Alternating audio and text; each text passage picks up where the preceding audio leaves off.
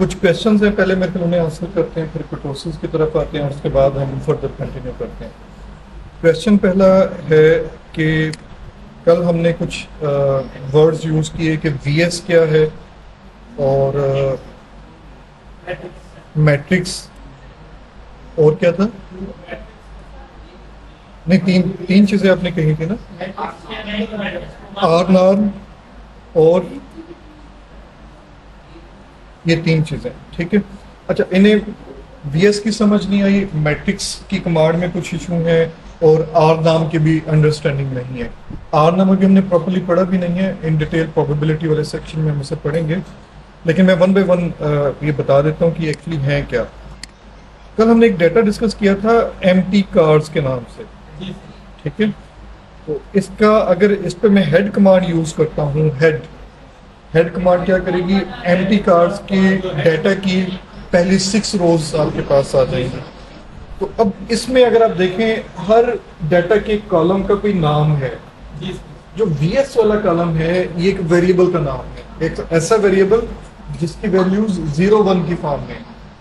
वो जो वीएस था ये एक्चुअली है क्या? अब चूंकि डाटा हमने खुद कलेक्ट नहीं किया तो हमें क्या चाहिए होगा, हम इसकी कोई हेल्प चेक करें कि एम्प्टी कार्ड्स में वेरिएबल की डेफिनेशन क्या है। तो मैंने क्या किया था, क्वेश्चन मार्क पुट कर एम्प्टी कार्ड्स किया था। राइट साइड पे आपके पास हेल्प आई। इस हेल्प में आप जब वीएस को पढ़ेंगे तो उसने बेसिकली एक तरह से इंजन की टाइप गालबन डिस्कस की हुई है कि वीएस अगर इंजन की वैल्यू 0 है तो इसका मतलब है वो वी शेप इंजन है। अब मुझे नहीं आइडिया कि वी शेप इंजन से क्या मुराद होती है, लेकिन वी जिस तरह से बना हुआ है डेफिनेटली इंजन भी उसी स्टाइल में होगा, उससे मिलते जुलते स्टाइल में होगा। और जो स्ट्रेट है तो इसका मतलब है उसकी शेप जिस तरह से एक स्क्वायर टाइप बॉक्स होता है, शायद उस तरह का वो इंजन होगा। तो वीएस जो है, जैसे जो है ना हमारी जो छोटी गाड़ियां आ रही हैं वो जो है ना स्ट्रेट है, जो बड़ी गाड़ियां उनके जो है ना बोनट आगे से वी शेप में होते हैं, यानी जिनके बोनट ही वी शेप में, उनके इंजन ज्यादातर वी शेप में ही होते हैं। और जो छोटी गाड़ियां हैं उनका जो इंजन है वो स्क्वायर की फॉर्म में बनता है या रेक्टेंगल की फॉर्म में बनता है। तो उससे डिफाइन करने के लिए उसने एक वेरिएबल इंट्रोड्यूस करवाया 0 और 1 का। और हमने अपने एक्सपीरियंस की बेस पे, हमें इसकी पूरी डिटेल नहीं मालूम, लेकिन हमने एक्सपीरियंस की बेस पे ये आइडेंटिफाई करने की कोशिश की थी कि किसी भी व्हीकल के डिफरेंट कैरेक्टरिस्टिक्स की बेस पर उसकी जो माइलेज है या उसकी स्पीड कह लेंगे, इसमें स्पीड वेरिएबल नहीं है, लेकिन माइलेज जो है वो इम्पैक्ट होती है, उस पर कोई डिफरेंस आ जाता है। अगर गाड़ी हैवी है, वजन ज़्यादा है, तो तब भी उसकी स्पीड पे फर्क पड़ेगा। उसकी शेप बिल्कुल स्क्वायर फॉर्म में है, डब्बे की सूरत में जो पुरानी गाड़ियां थी, बाद में उनमें कर्व आना शुरू हुई, कर्व एयर फ्रिक्शंस को से रिड्यूस किया गया, नंबर ऑफ सिलेंडर्स वगैरह या जो मुख्तलिफ कैरेक्टरिस्टिक्स यहाँ पे डिस्कस किए हुए, वो सारे एक गाड़ी के मैक्सिमम पॉसिबल कैरेक्टरिस्टिक्स उन्होंने लिए हुए। इसके अलावा भी हो सकते थे, इसके अलावा भी बहुत सारे वेरिएबल हो सकते थे, लेकिन चूंकि ये पुराना डाटा कलेक्टेड है, बाय डिफॉल्ट सेव है आपके पास, तो वो जो वीएस हमने यूज किया था वो इस डाटा से इंजन की वो जो पर्टिकुलर टाइप है कि वो वी शेप है या स्क्वायर है, उसे हमने डिस्कस किया। क्लियर हो गया वीएस? किसी और को कोई इशू? चले, इसके बाद मैट्रिक्स हम क्यों कर रहे थे कि कल जिस तरह से हमने रिग्रेशन के कोफिशिएंट फाइंड किए, वो कि आप मैट्रिक्स अप्रोच के अलावा भी कोफिशिएंट फाइंड कर सकते हैं, जैसे n sum x y minus sum x sum y divided by n sum x square minus sum x whole square. ये फार्मूला जो आपने पढ़ा हुआ है ये ऑब्जर्वेशनल फार्मूला कहलाता है। हर ऑब्जर्वेशन का आप सम स्क्वायर मल्टीप्लिकेशन वगैरह आप जो भी अकॉर्डिंगली परफॉर्म करना होता है वो आप परफॉर्म करते हैं, फॉर्मूले में वैल्यूज पुट करते हैं, आपके पास ऑब्जर्वेशनल कैलकुलेशन की बेस पर कोफिशिएंट्स आ जाते हैं। लेकिन आप इसे मैट्रिक्स अप्रोच, मैट्रिक्स अलजेब्रा के थ्रू भी कर सकते हैं। तो उसके लिए आपको मैट्रिक्स की कमांड चाहिए होगी, यानी आप अपना जो भी डाटा लेंगे वो मैट्रिक्स की फॉर्म में लेंगे। अच्छा, अब हम सपोज थोड़ा सा डिफरेंट काम करते हैं, तो आप उसे किसी भी तरह से देख लें। हमारे पास एक मैट्रिक्स है, मैं इसे अटैच करता हूँ एम्प्टी कार्ड्स को, ठीक है, अटैच हो गया, यानी अब एमपीजी हमारे पास इंडिविजुअल आ गया, इसमें 32 ऑब्जर्वेशन हैं।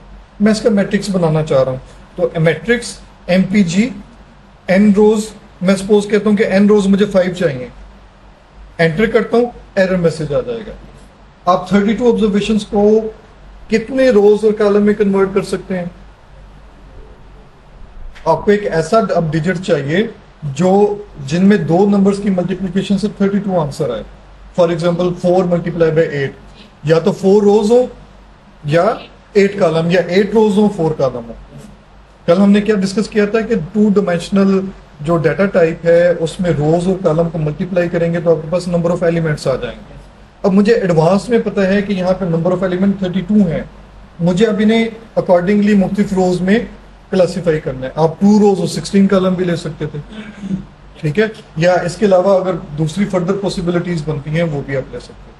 इसी तरह से 1 से 20 तक अगर आपने मैट्रिक्स, अब मैं इसे बना के भी दिखा देता हूँ। MPG N row is equal to 4, मैंने सिर्फ रोज बताई हैं, वो खुद ब खुद आइडेंटिफाई कर लेगा कि 32 ऑब्जर्वेशन है, 4 रोज बनानी है, तो वो से अब डिस्ट्रीब्यूट कर रहे हैं और डिस्ट्रीब्यूट करते करते उसने टोटल 8 कॉलम्स बना दिए, ठीक है। ऐसे ही जब आप 1 कॉलम 20 लिखेंगे, ये सिर्फ एग्जाम, आमतौर पर हमारे पास इस तरह का डाटा नहीं होता, यानी स्टैट्स में आपके पास काउंटिंग डाटा नहीं होगा, सो इसके कि आपने कोई सीरियल नंबर लगाना हो या कोई रैंक्स डिफाइन किए हो और रैंक में कोई टाई एग्जिस्ट ना करती हो, आपके पास रैंडम डाटा होता है आमतौर पे।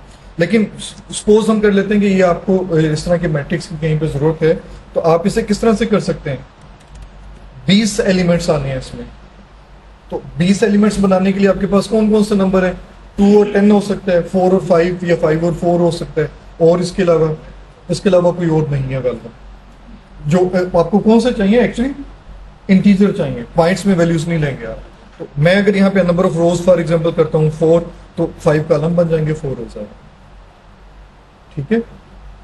और इसके अलावा आर नाग आज कोशिश करते हैं हम इसे स्टडी भी कर लें, थोड़ा सा डिफिकल्ट टॉपिक होगा प्रोबेबिलिटी का।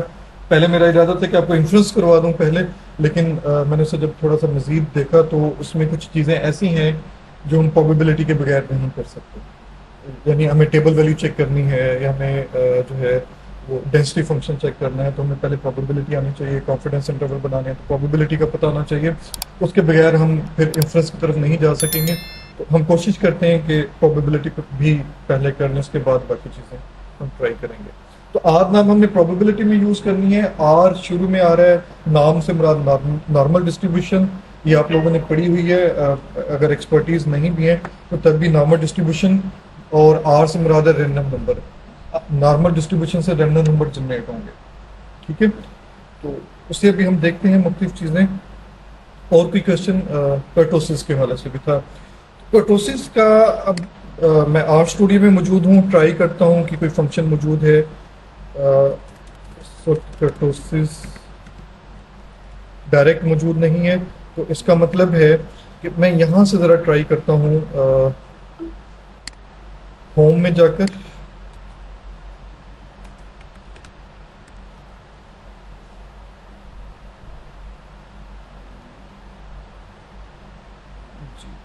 फिलहाल यहाँ से नहीं मिल रहा। इसके सर्चिंग का एक और वे भी था, तो हम उसे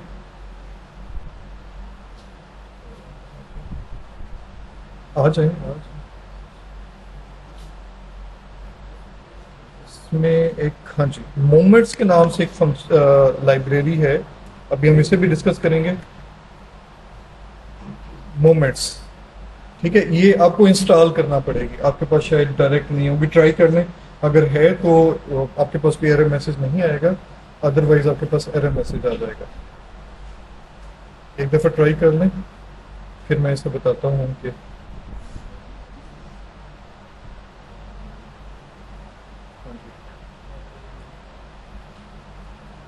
नहीं है, एरर मैसेज आ गया, ऐसे ही है। अच्छा, अब इसे आपने इंस्टॉल करना है, तो इसके लिए सबसे पहले आपने क्या करना है, आपने नेट से कनेक्ट होना है। आपके लैपटॉप पर या आपके कंप्यूटर पर इंटरनेट कनेक्टिविटी होनी चाहिए। आर स्टूडियो में पैकेज इंस्टॉल करना रिलेटिवली आसान है आर की निस्बत। उसके लिए आप क्या करेंगे, पैकेजेस में जाएंगे, ये जो 3rd नंबर पे टैब है, इसमें इसके नीचे इंस्टॉल के नाम से है, इसे क्लिक कर देंगे। पैकेजेस राइट साइड पे, जहाँ पे हम हेल्प देख रहे थे, प्लॉट देख रहे थे, इसमें पैकेजेस में जाएं, इंस्टॉल वाले सेक्शन में जाएं, तो देखें यहाँ पर वो आपसे कुछ इंफॉर्मेशन डिमांड कर रहा है। रेपोजिटरी या आर की अपनी जो, जी, पैकेजेस के नीचे लेफ्ट साइड पे इंस्टॉल लिखा होगा, उसे क्लिक कर दें तो ये बॉक्स आएगा। तो आपने इंस्टॉल कहाँ से करना है, ये डिफरेंट रेपोजिटरीज मौजूद होंगी। यहाँ पर इस वक्त एक ही रेपोजिटरी मौजूद है। अगर आपने इसे जिप फार्म में डाउनलोड किया हुआ है वो भी आप कर सकते हैं। फिलहाल मैं अभी जिप फार्म आपको नहीं बता रहा।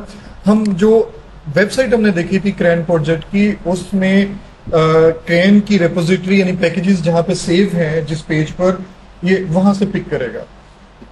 पैकेज का नाम क्या है, मोमेंट्स। अगर आप नेट से कनेक्टेड हैं और ये लोडेड है तो देखें जैसे जैसे आप लिखते जाएंगे लिस्ट आती जाएगी। मैंने एमओ लिखा है तो एमओ से शुरू होने वाले पैकेजेस आ रहे हैं, मोमेंट्स। ठीक है, तो मुझे मोमेंट्स वाला चाहिए। इसे आप सिलेक्ट करेंगे, एंटर या क्लिक कर देंगे और उसके बाद वो आपसे इंस्टॉल पूछेगा। मैं इसे चेंज नहीं कर रहा कि आपने कहाँ पे इंस्टॉल करना है, मैंने जस्ट इंस्टॉल कर दिया। इसका इंस्टॉलेशन प्रोसीजर स्टार्ट हो जाएगा। क्योंकि मेरे पास ये ऑलरेडी इंस्टॉल्ड है तो मैं इसे कंटिन्यू नहीं करता, यस नहीं करता। आप लोग इसे ट्राई कर लीजिएगा। ठीक है, आप इसे यस कर देंगे, इंस्टॉलेशन हो जाएगी। जब ये इंस्टॉल हो जाएगा तो आपने क्या करना है, लाइब्रेरी ब्रैकेट मोमेंट्स लिखना है। इस सूरत में ये पैकेज लोड हो जाएगा। पैकेज लोड होने का मतलब है कि इसकी जो जितनी भी फंक्शनैलिटी है, इसमें जितने भी फंक्शंस या जितनी भी कैलकुलेशंस मौजूद हैं वो आपकी एक्सेस में आ जाएंगी। इसे लोड किए बगैर आपकी एक्सेस में नहीं होंगी। और अगर आप इसी पैकेज में देखेंगे तो मोमेंट्स ये अल्फाबेटिकल ऑर्डर में ही है इस वक्त। तो जब आप एम वाली सेक्शन में आएंगे तो देखिए मोमेंट्स जो है यहाँ पे टिक हुआ होगा। इसका मतलब है कि ये पैकेज इस वक्त लोड है। और अगर आप इसे क्लिक कर देंगे तो मोमेंट्स की हेल्प भी आ जाएगी कि इसमें क्या कुछ अवेलेबल है। आप जिस जिस हेल्प को क्लिक करते जाएंगे वो, अब जैसे कर्टोसिस है, मैं कर्टोसिस को क्लिक करता हूं तो कर्टोसिस की हेल्प आ जाएगी। ठीक है, तो अब आपने करना क्या है कि आपने जो भी एक्स वेरिएबल बनाया है उसका जो आपने मैनुअल वे से कर्टोसिस फाइंड किया है वो नोट कर लें और इस पैकेज के जरिए से कर्टोसिस नोट कर लें। ये मैच होना चाहिए। दोबारा फिर समझ लें, इंस्टॉल के बाद आपने पैकेज को लोड करना है, लाइब्रेरी ब्रैकेट में मोमेंट्स लिखना है और उसके बाद आपने रन करना है। और ये आपके पास मोमेंट्स वाले जब आप पैकेज पे जाएंगे तो इस पर टिक का निशान होना चाहिए। तो आपका रन क्यों नहीं हो रहा, आंसर सही नहीं आ रहा। इसकी कमांड यहाँ पे मैंने लिखी हुई है।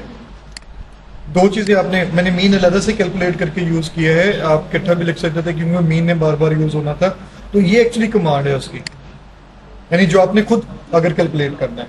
इस वजह से अगर आप राइट करेंगे तो ये लाजमी तौर पर मैच होगा। अच्छा, इसमें एक और चीज भी थोड़ी कंफर्म कर दें। ये हो सकता है कि कर्टोसिस से कैलकुलेट करें तो आपका आंसर 3 नंबर्स कम हो।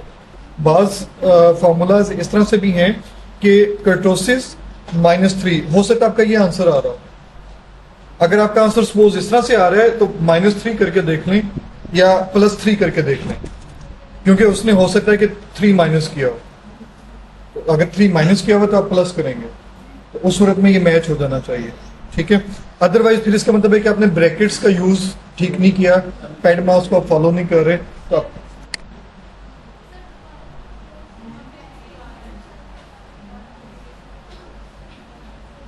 देखो मोमेंट्स फिर वही आ रहा, लाइब्रेरी मोमेंट्स, इसके बाद मोमेंट्स आपके पास इंस्टॉल,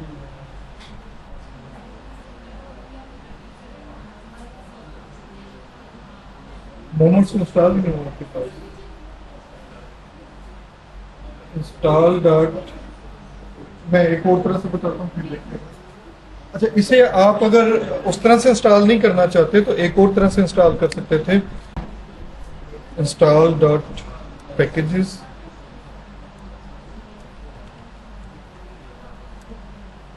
ठीक है, तो आपके पास कमांड की सूरत में इस तरह से रन हो जाएगा। आप उसे यस कर दें, इंस्टॉल हो जाएगा। इसका आंसर आपके पास सक्सेसफुल इंस्टॉलेशन आना चाहिए। इंस्टॉल डॉट पैकेजेस और इन्वर्टेड कोमा में मोमेंट्स, इसे एंटर करेंगे। नेट से कनेक्टेड है तो ये यस आपसे आएगा, यस कर दें। असल में ये सेशन स्टार्ट हो जाएगा, मैं इसलिए यस नहीं कर रहा था। ये सेशन स्टार्ट हुआ और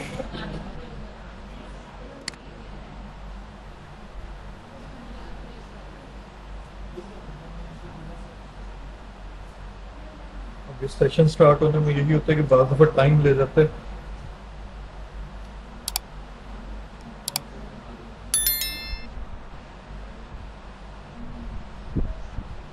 मैंने जूम का जो सर ऑनलाइन सेशन है उसका लिंक मैंने जनरेट कर दिया है।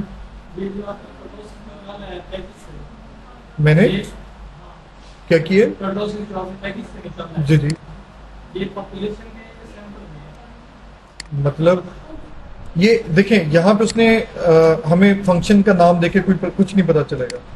उसके लिए आपने यहाँ से पढ़ना है कि उसने ये किस बेस पे किया हुआ है। तो ये बेसिकली पियर्सन ने जो फॉर्मूला दिया था उसके मुताबिक कर्टोसिस कैलकुलेट कर, ठीक है। पियर्सन का जो क्योंकि कर्टोसिस के वैसे बहुत सारे फॉर्मूलाज हैं, मुख्तलिफ ऑथर्स ने दिया। तो ये किस तरह से, तो ये जो मैंने पुट किया हुआ है ये इसी पियर्सन का ही है, तो उसी के मुताबिक आना चाहिए। हमने बुक में से जो लिया है उस पर चेंज है। हाँ, फिर उसमें यह है कि बुक के एग्जाम्पल का डाटा लें आप।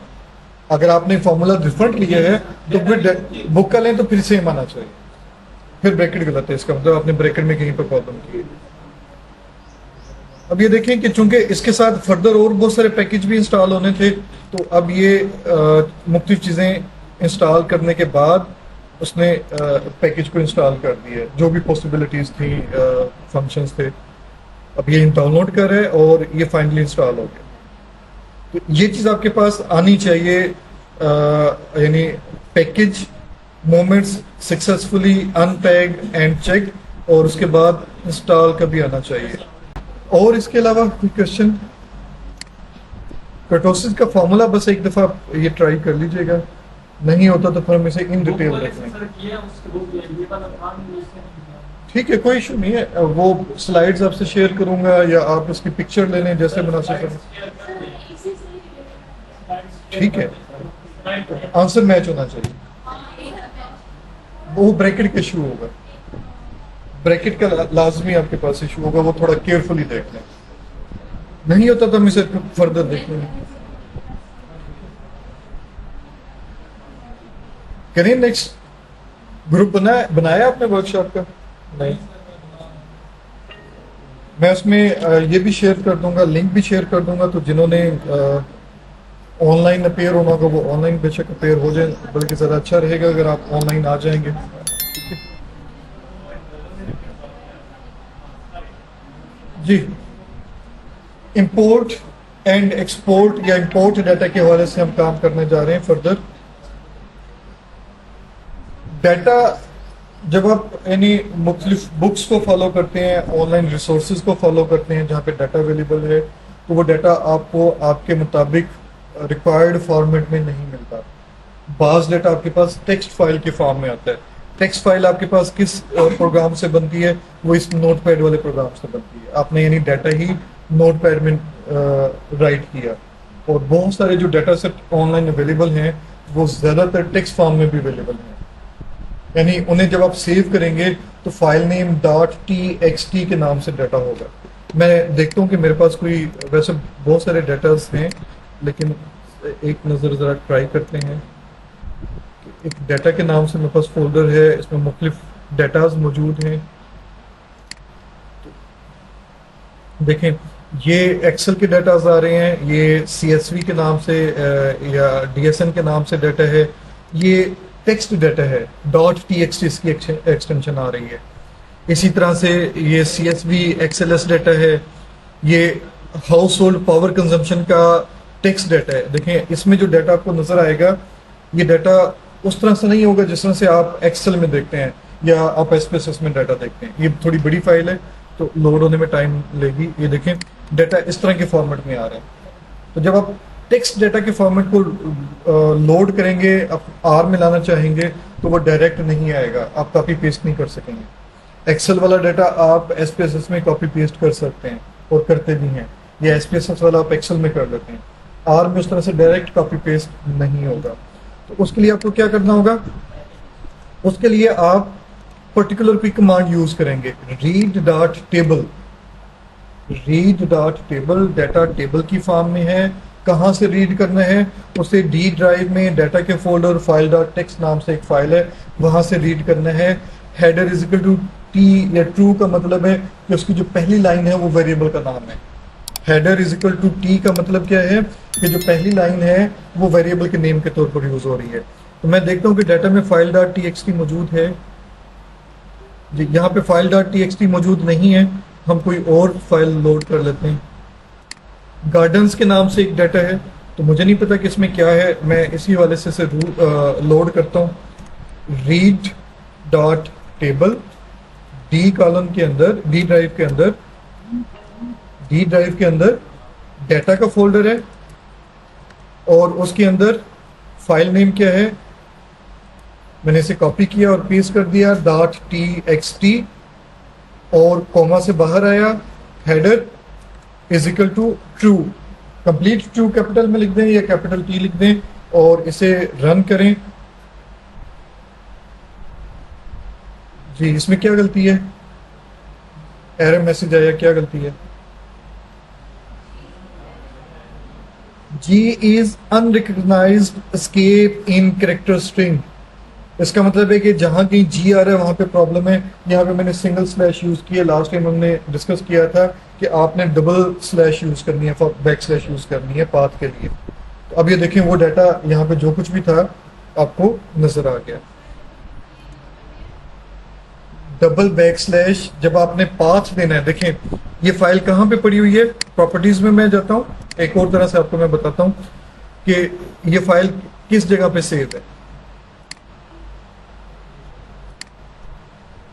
डी ड्राइव के अंदर, डाटा के अंदर विंडोज है, जो विंडो ऑपरेटिंग सिस्टम है वो किसी भी फाइल या फोल्डर का पाथ आपको कैसे शो करवाता है, D drive colon single back slash data, और डाटा में ये पर्टिकुलर फाइल जिसका नाम इंफॉर्मेशन यहाँ पे गिवन है। मसलन मैं कोई और देखता हूँ, ये स्पेक के नाम से डाटा का फोल्डर है, इसमें बहुत सारे डाटा फाइल्स मौजूद हैं, इसका पाथ क्या होगा ये आपको ऊपर भी नजर आ रहा है, लेकिन यहाँ पे भी अगर आप देखें डी डाटा, डाटा के अंदर स्पेक डाटा और फिर ये फाइल, वैसे अगर आप देखें तो ये यहाँ पर है, ये पाथ है। आपने इस पाथ को कॉपी करना है, ठीक है, और यहाँ पे आपने पेस्ट कर देना है, ठीक है, वो जो भी पाथ बनेगा, लेकिन ये एरर मैसेज दे देगा। आपने क्या करना है, इस सिंगल स्लैश को डबल में कन्वर्ट कर देना है, या फिर आपने इसे फॉरवर्ड में लिख लेना है, सिंगल फॉरवर्ड दे देनी है। एक का झुकाव इस तरह से है, राइट वर्ड ऊपर की तरफ है और जो लेफ्ट है वो नीचे की तरफ है, ये फॉरवर्ड स्लैश कहलाती है, आगे की तरफ जा रही है। एक बैकवर्ड स्लैश है, लेफ्ट साइड तो उसकी ऊंचाई वाली साइड है, तो बैक स्लैश, हाँ जी। तो अगर आपने वही यूज करनी है तो फिर आप उसे डबल करेंगे जो विंडो में यूज हो रही है। अगर आपने देखे दोनों सूरतों में आपके पास ये यूज है, तो अब ये डाटा आपके पास अवेलेबल है, आप इसे किसी भी वेरिएबल में, किसी भी डाटा स्ट्रक्चर में स्टोर करवा लें, इस पर अपने फर्दर जो भी कैलकुलेशन करनी है वो कैलकुलेशन कर लें। ये हम कल भी काफ़ी कुछ कर चुके थे और अब भी हम उससे कर रहे हैं। सपोज हमने क्या किया कि डाटा आपके पास, आपने कोई डाटा सर्च किया, वो टेक्स्ट फॉर्म में था, तो आप उसे रीड इस तरह से करेंगे। इसके अलावा भी बहुत सारे आर्गूमेंट्स हैं और बहुत सारी चीज़ें आप लिख सकते हैं, तो वो भी आप यहाँ पे डिफाइन कर सकते हैं। उसके लिए ज़्यादा बेस्ट वे है कि आप उसे उसकी हेल्प में सर्च कर लें कि रीड डॉट टेबल आपको क्या कहता है, रीड डॉट टेबल। और यहाँ पर उसमें देखें इसके बहुत सारे, हमने सिर्फ दो जो क्या नाम है आर्गुमेंट यूज किए हैं। एक आर्गुमेंट हमने फाइल वाला यूज किया जो पाथ की सूरत में आ रहा था, और एक हमने हेडर वाला यूज किया, बाकी हमने कोई यूज नहीं की। इसमें सेपरेटर भी यूज होता है। सेपरेटर का मतलब है कि एक कैरेक्टर से, एक कॉलम से या एक वैल्यू से दूसरी वैल्यू के दरमियान कौन सी सिंबल यूज की हुई है। यहाँ पे कोई सिंबल यूज नहीं की हुई। कुछ डाटा ऐसे भी होंगे जिनमें सिंबल यूज की होगी, तो इस वक्त देखते हैं कि हमारे पास नहीं, इसमें भी सिंबल नहीं है, ये एक्स और वाई क्योंकि डाटा है, तो ये आप सर्च करेंगे आपको आइडिया हो जाएगा। अब अदरवाइज हम कोई नेट सर्फिंग करके देख लेंगे, ठीक है। आप इस डाटा को, एक फिक्स फॉर्मेट भी आता है, मैं इसे फिलहाल नहीं डिस्कस कर रहा। अगर आपके पास CSV फाइल है, CSV फाइल कौन सी होती है? CSV फाइल जिसकी एक्सटेंशन .csv होगी। इस वक्त मैं अगर इसे ओपन करूंगा तो ये एक्सेल में ओपन होगी, लेकिन अगर एक्सेल इंस्टॉल्ड नहीं है, मैं इसे वर्ड पैड से ओपन करता हूँ या किसी और सॉफ्टवेयर से ओपन करता हूँ जिसमें कॉलम की सूरत में नहीं आएगा, तो वो डाटा देखने में इस तरह का होगा। तो मैंने इसे नोट पैड से ओपन किए, सिंगल वेरिएबल डाटा हमारे पास। हम डी डाटा वाली फाइल ओपन करके देखते हैं। देखें अब ये इसकी हमें समझ नहीं आ रही कि इसमें क्या कुछ है, लेकिन अगर मैं इससे ओपन करता हूं एक्सेल से तो ये हमें एक्सेल वाले फॉर्मेट में नजर आएगी। ठीक है, इस तरह की फाइल को अगर रीड करना हो तो फिर हम read.csv, कमांड वही है read.table, टेबल कब यूज कर रहे थे, जब txt फॉर्मेट वाली। अब ये देखें, ये आपके पास csv फाइल फॉर्मेट आ गया, डाटा ऑलरेडी कहीं पे अवेलेबल था, किसी प्राइमरी सोर्स से हमें डाटा मिल गया, किसी वेबसाइट से डाटा मिल गया, डाटा रिपोजिटरी से मिला, किसी ने हमें शेयर ही एक्सेल फॉर्म में कर दिया। ठीक है, तो ये डाटा अब आपके पास एक्सेल के लिहाज से तो एक्सेल की फॉर्मेट में है, लेकिन ये एक्चुअली एक्सेल फॉर्मेट में नहीं है, ये कोमा सेपरेटेड है। हर वैल्यू से, एक वैल्यू से दूसरी वैल्यू के दरमियान कोमा पुट हुआ है, एक वैल्यू से दूसरी वैल्यू के दरमियान कोमा पुट है। ठीक है, तो इस चीज को अगर हमने रीड करना हो तो हम कैसे रीड करेंगे, आप यहां पे कमांड लिखेंगे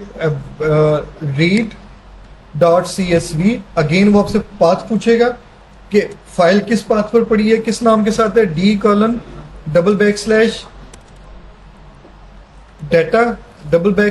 और हम फाइल का नाम ले लेते हैं ddata.csv, और यहां पे भी हम header is equal to true ही करेंगे, इक्वल टू ट्रू करेंगे, एंटर करते हैं। इस डाटा में जो कुछ भी होगा, देखें ये आपके पास लोड हो गया, मैंने किसी वेरिएबल में स्टोर नहीं करवाया था तो इसलिए वो डायरेक्ट डिस्प्ले हो गया।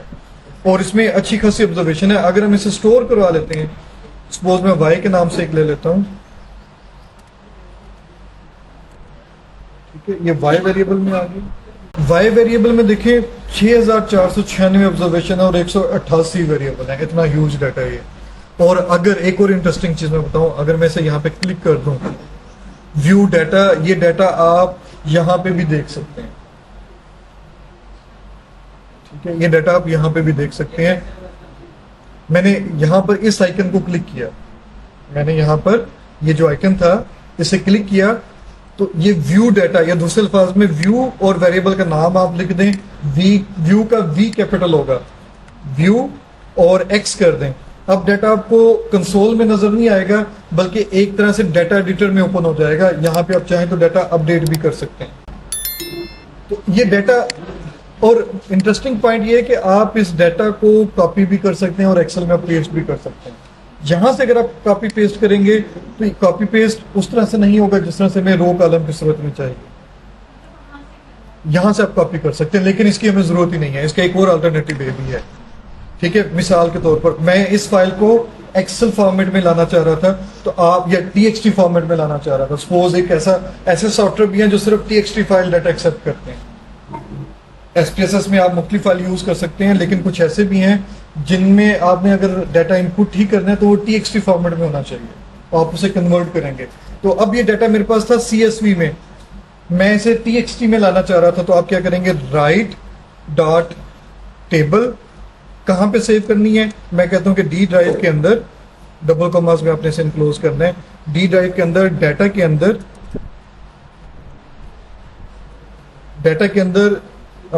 माई डाटा.txt के नाम से, और header is equal to true. Table के साथ मैंने ये सिंबल गलत लिखी हुई है, अच्छा इसमें हेडर की जरूरत नहीं है, हम हेडर खत्म कर देते हैं, और वो आपको बता रहे हैं कि उसने क्या कुछ सेव कर दिया। ठीक है, हम डी ड्राइव में जाते हैं, डाटा में जाते हैं, और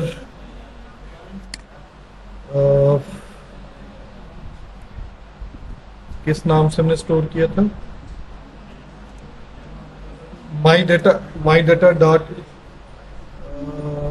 क्यों नहीं आ रहा है इसमें,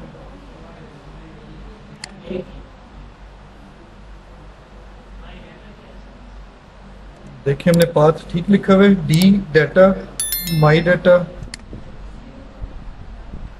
वैसे ये आना तो चाहिए, क्यों नहीं आया, रिफ्रेश भी कर दिए।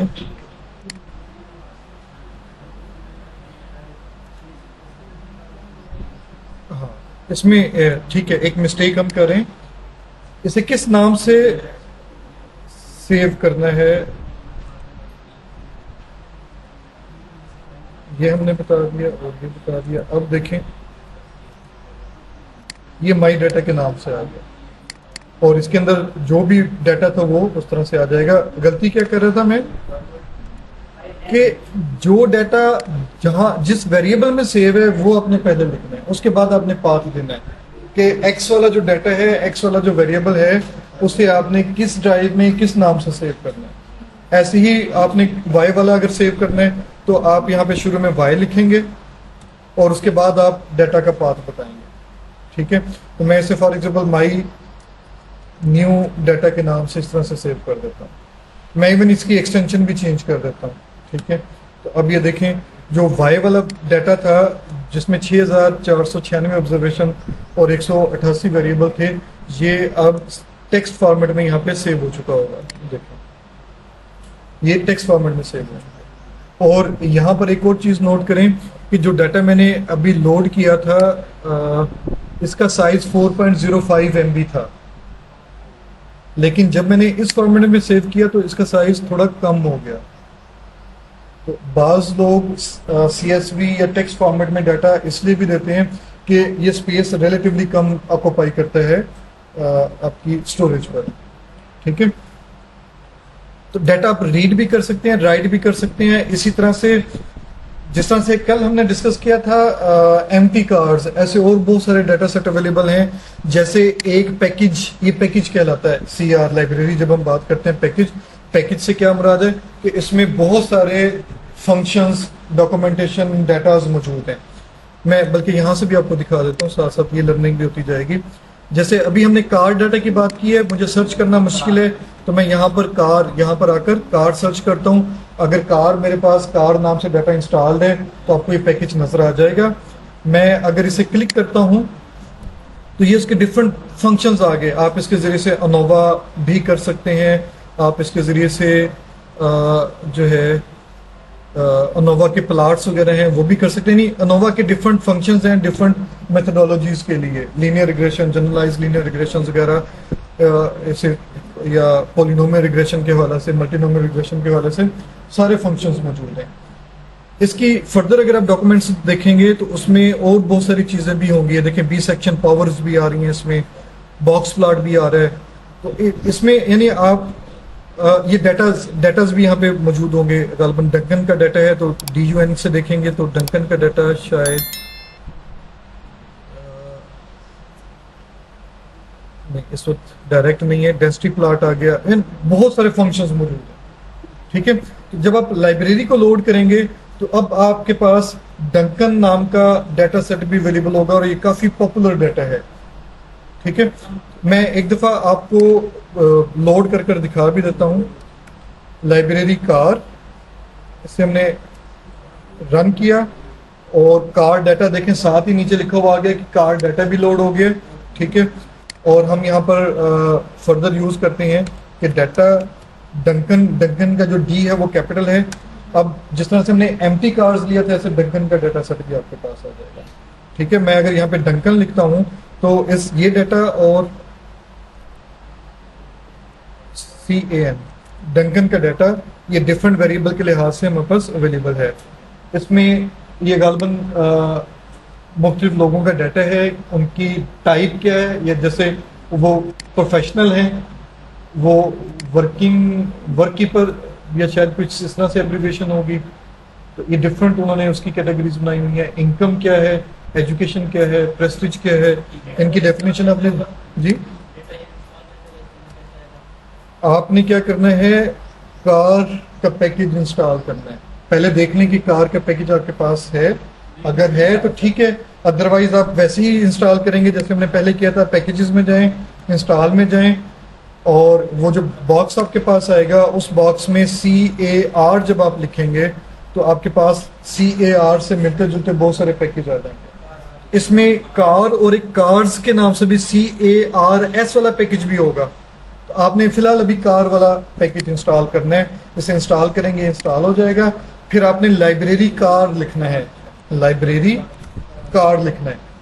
तो अब कार का जो डाटा है वो लोड हो जाएगा, इसके अंदर फंक्शंस भी लोड हो जाएंगे और जो डाटा सेट अवेलेबल होंगे वो भी लोड हो जाएंगे। अब आप उस डाटा पे जो भी कैलकुलेशन करना चाह रहे हैं, जो भी फाइंडिंग लेना चाह रहे हैं, वो अब आपकी एक्सेस में होगा। ठीक है, इसी तरह से अटैच हमने कल भी डिस्कस किया था कि आप जो है डाटा अटैच क्यों करेंगे कि उनका जो पहली रो में वेरिएबल नेम थे, आप सिर्फ उन वेरिएबल नेम से निकाल कर सकते हैं, डॉलर साइन या स्क्वायर ब्रैकेट यूज करके आपको वेरिएबल एक्सेस करने की जरूरत नहीं है।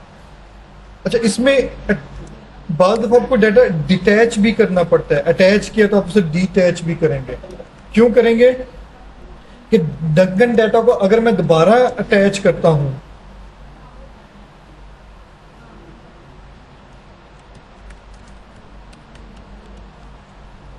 इसने एक वार्निंग टाइप मैसेज दे दिया। वो क्या कह रहे हैं?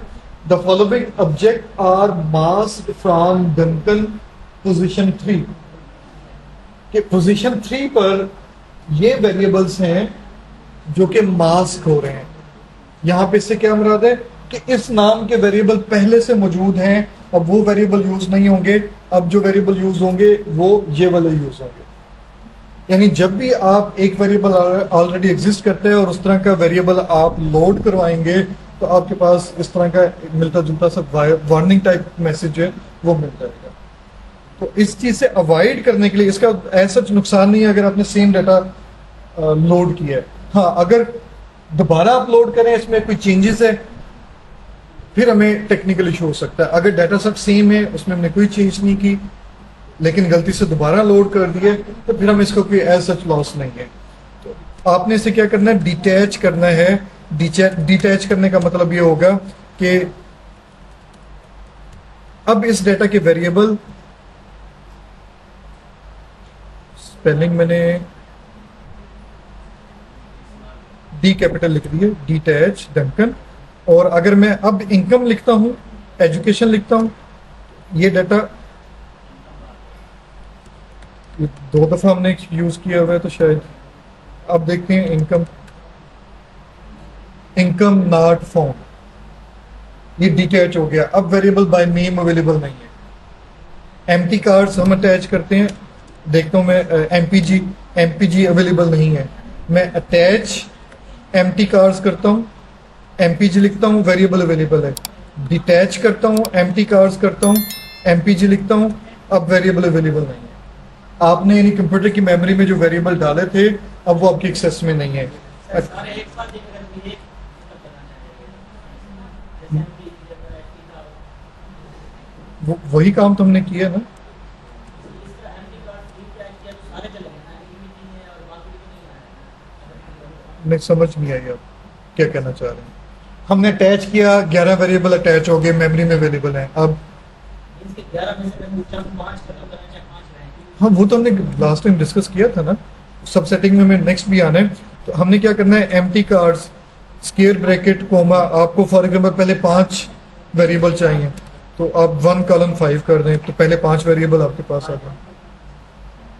अब आप इसे कहीं पे भी स्टोर करवा लें, ठीक है। अब आप डिटैच कर दें, ये डाटा जो एक्स में अब आपने स्टोर किया, ये आपके पास अवेलेबल होगा। और एक और चीज देखें कि पहले एक्स कोई और था, यहाँ पे डाटा पहले कोई और था,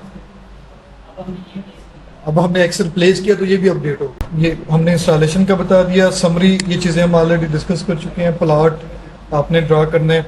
अच्छा, शायद हमने कल इस तरह से नहीं किया था। प्लॉट अगर हम डंकन करते हैं तो देखें अब क्या होगा। उसमें जितने भी वेरिएबल थे उन तमाम का मैट्रिक्स स्कैटर डायग्राम ड्रा होगी। हर वेरिएबल की दूसरे वेरिएबल के साथ स्कैटर डायग्राम ड्रा होगी, ठीक है। अब हम अपनी मर्जी से हाँ, अपनी मर्जी। क्या एरर आ रहा है? एरर बताया करें, क्या एरर आ रही है? मैसेज कर नो क्वेश्चन डंकन, डॉक्यूमेंटेशन है यहाँ पे। ये देखिए, जब तक आप लाइब्रेरी कार नहीं करेंगे तब तक डंकन का डाटा आपके पास अवेलेबल नहीं होगा। कार CAR, S वाला नहीं, कार CAR वाला। ये लोड होगा, एरर मैसेज नहीं आएगी, देन डंकन का डाटा अवेलेबल होगा। ऐसे बहुत सारे पैकेज हैं जिनमें डाटा अवेलेबल है वो आपको लोड कर लेना पड़ेगा, ठीक है। आपने किसी दो वेरिएबल का लेना तो देखें, जैसे प्लॉट, एजुकेशन और इनकम, इनका ड्रा किया हुआ है। आप क्या करेंगे, प्लॉट, एजुकेशन और इनकम। एरर मैसेज क्यों आ गया, एरर मैसेज क्यों आया, ठीक है। इस वक्त एरर मैसेज क्यों आ रहा है यहाँ पर कि उसे एजुकेशन का वेरिएबल नहीं मिला, हमने दो में से कोई ये गलती की है, या हमें दो काम करने चाहिए थे, या तो अटैच कमांड यूज करते, अटैच डंकन करते, या फिर Duncan dollar education, Duncan dollar income लिखते। अब उसे आर को नहीं समझ आ रही कि इनकम वेरिएबल कहां से लेना है, एजुकेशन कहां से लेना है, तो हमने इसका आसान हल ये निकाला था कि हम इसे अटैच करेंगे और फिर हम इसका प्लॉट ड्रा करेंगे एजुकेशन और इनकम या रिक्वायर्ड वेरिएबल के लिहाज से। अब आपके पास स्कैटर डायग्राम आ गया। जी,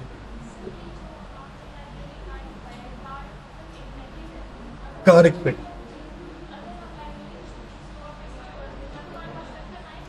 तब अगर देखें, एक वक्त में आप एक से ज्यादा पैकेजेस लोड कर सकते हैं, ठीक है। मैं इसमें आता हूँ स्क्रिप्ट में। मुझे सपोज लाइब्रेरी और मास का एक पैकेज है, ये भी चाहिए था। लाइब्रेरी, मुझे कार का पैकेज भी चाहिए था। लाइब्रेरी, मुझे मोमेंट्स का पैकेज भी चाहिए था। आप एक वक्त में जितने चाहें पैकेज लोड कर सकते हैं, लेकिन पैकेजेस में आपस में क्लैश नहीं होना चाहिए। कुछ पैकेजेस जिनमें क्लैश आता है, मास्किंग हो जाती है, वो खैर अभी आपको समझ नहीं आएगा, लेकिन एक वक्त में आप एक से ज्यादा पैकेजेस यूज कर सकते हैं। और ये देख लें कि मेरे पास कितने पैकेजेस इंस्टॉल हैं। अगर आप इसे ट्राई करें, हम इसकी लिस्ट फाइंड कर सकते हैं, लेकिन फिलहाल मैं उस तरफ नहीं जा रहा। ए बाइंड से स्टार्ट होता है, अल्फाबेट ए से स्टार्ट हो रहा है, और देखें ये पूरी एक ह्यूज लिस्ट है पैकेजेस की, अच्छी खासी ह्यूज लिस्ट है। तो मैं इनमें से बहुत सारे पैकेजेस लोड कर सकता हूँ। कुछ बाय डिफॉल्ट भी लोड होते हैं, यानी आपकी मर्जी के बगैर भी लोड होते हैं। वो सारे के सारे जो है आप यूज कर सकते हैं। जिनके साथ टिक नहीं है वो लोड नहीं है। देखिए मैं यहाँ पे देख रहा हूँ, अगर मुझे कोई टिक नजर आ जाता है। अभी तक ये दो पैकेजेस कार और कार डाटा के नाम से दो पैकेजेस लोड हो गए हैं हमारे पास। सबके नहीं, देखें सबके यूज हम इस तरह से सीख रहे हैं कि अभी हम बेस पैकेजेस यूज कर रहे हैं। बेसिक भी आती होंगी तो आप पैकेजेस भी सीख जाएंगे। बहुत दफा ऐसा होता है कि आपको पूरे पैकेज में एक ही फंक्शन चाहिए होता है, बाकी की आपको जरूरत नहीं होती। ये डिपेंड करता है, ठीक है। वो हम ग्राफ का सेक्शन अलग से वहां पे डिस्कस करेंगे, ठीक है। आपने अगर डेटा सेट की नंबर ऑफ रोज और कॉलम देखनी है तो आप नंबर ऑफ रो और नंबर ऑफ कॉलम वाला भी यूज कर सकते हैं, तो ये आपके लिए यूजफुल हो सकते हैं, एन रो एन कॉलम। और ये कुछ पॉपुलर डेटा सेट्स हैं, ये आप बेशक नोट कर लें, ये आप लोगों ने ट्राई करने हैं। जब भी आप डाटा लिखेंगे, जब भी आप डाटा लिखकर ब्रैकेट पुट करेंगे, तो जो डाटाज आपके पास सिस्टम में अवेलेबल हैं लोडेड पैकेजेस में या बेस पैकेजेस में, उनकी लिस्ट आपके पास आ जाएगी। इनमें कुछ डाटाज जो हैं वो इम्पोर्टेंट हैं, जैसे एम्प्टी कार्स है, आयरस का डाटा है, ये फूल की पत्तियों का डाटा है कि उनकी सीपल लेंथ, उनकी पेटल लेंथ वगैरह, विड्थ, इस तरह से उनका डाटा मौजूद है। और इस पे बड़ा काम किया हुआ लोगों ने क्लासिफिकेशन साइज के हवाले से, क्लस्टरिंग के हवाले से। टूथ ग्रोथ के नाम से डाटा है, प्लांट ग्रोथ के नाम से डाटा है, यूएस अरेस्ट के नाम से डाटा है, और भी बहुत सारे डाटा हैं।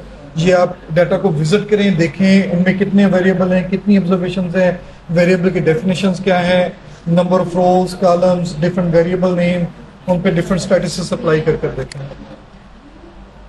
रीडिंग टेक्स्ट फाइल हमने डिस्कस की है, इसमें कुछ टेक्निकल पॉइंट्स हैं, ये मैं फिलहाल अभी आपसे डिस्कस नहीं कर रहा, शायद हमें इसकी जरूरत भी ना पड़े, लेकिन स्लाइड्स में ये अवेलेबल होगा। टेक्स्ट फाइल में कुछ रिस्ट्रिक्शंस हैं, कुछ पॉइंट्स हैं वो भी मैं डिस्कस नहीं कर रहा, ये आपको स्लाइड की सूरत में दूंगा, आप इसे खुद रीड कीजिएगा। कुछ चीज़ें हमने ऑलरेडी डिस्कस भी की होंगी। टेक्स्ट फाइल आपने बनानी कैसे है, यानी जब भी आपने डाटा को टेक्स्ट फाइल में सेव करना है तो आप उस पर कौन कौन से आपको स्टेप जो है वो प्रोसीड करने चाहिए। पहले आप जितने भी ऑब्जेक्ट आपने क्रिएट किए उन्हें रिमूव कर दें। एक वे तो ये है कि आप यहाँ पर इसे क्लिक कर दें, अदरवाइज आप चाहें तो ये कमांड भी यूज कर सकते हैं। ठीक है, ls क्या करेगा, तमाम ऑब्जेक्ट को रिकॉर्ड करेगा, rm क्या करेगा, रिमूव कर देगा। तो ये देखिए ये सारे ऑब्जेक्ट यहाँ से रिमूव हो गए, डाटा आपके पास अवेलेबल नहीं है। ठीक है, तो आपने उन्हें रिमूव करना है। वर्किंग डायरेक्टरी आपने कंफर्म करनी है। अगर आपने डायरेक्टरी चेंज करनी है तो उसे अपडेट कर लें और उसके बाद आप डाटा फाइल को सेव कर लें। यानी जब भी आपने अपने डाटा को किसी टेक्स्ट फाइल में सेव करना है, सपोज करें कि हमने एक डाटा पे, हम एक स्पेसिफिक डाटा पे काम कर रहे थे और वो डाटा है सपोज एक्स वेरिएबल हमने बनाया, मैट्रिक्स था जिसमें सपोज 1000 ऑब्जर्वेशंस थी। ठीक है, और नाम 1000। ठीक है, 1000 में हमारे पास 10 बाई 10 का मैट्रिक्स था। मैंने इसे रन किया, एक्स नाम का एक वेरिएबल बन गया, एक ऐसा वेरिएबल जो कि मैट्रिक्स वेरिएबल है। मैंने इसे जानबूझ के इस वक्त मैट्रिक्स बनाया है, आप मैट्रिक्स के अलावा भी ले सकते थे। ठीक है, अब मैं इसे सेव करना चाह रहा हूँ डाटा फाइल के तौर पर। मैं इसे सेव क्यों करना चाह रहा हूँ कि मैं इस कमांड को जब भी रन करूंगा एक्स की वैल्यूज चेंज हो जाएंगे। मुझे एक्स की वैल्यू जो फर्स्ट टाइम जनरेट हुई थी सपोज वो चाहिए, तो मैं इसे किसी फाइल में सेव करूंगा या किसी वेरिएबल में सेव करूंगा। वेरिएबल में मैं सेव कर चुका हूं, अगर ये शट डाउन हो जाता है, वेरिएबल डिलीट हो जाता है तो डाटा वैल्यूज ज़ाया हो जाएंगी। ये जो वैल्यूज जनरेट हुई हुई हैं ये अब दोबारा मुझे नहीं मिलेंगी। मैं इन्हीं स्पेसिफिक वैल्यूज को एक्सेस करना चाह रहा हूं। देन मैं क्या करूंगा, read dot table x variable जहां पे डाटा सेव था और उसका पाथ d:\/ डाटा // और नाम डाटा डॉट txt, इसे एंटर कर दें।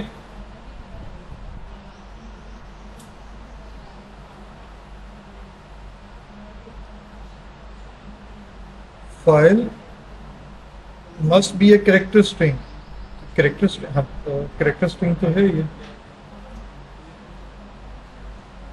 Read dot table x variable d:\/ data // माई और नाम डाटा डॉट txt, इसे हम एंटर करते हैं।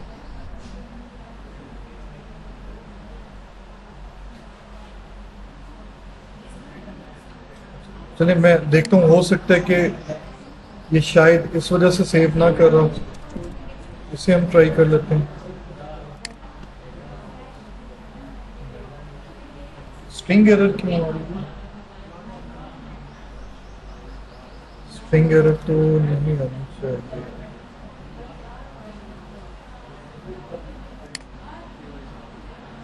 ठीक है,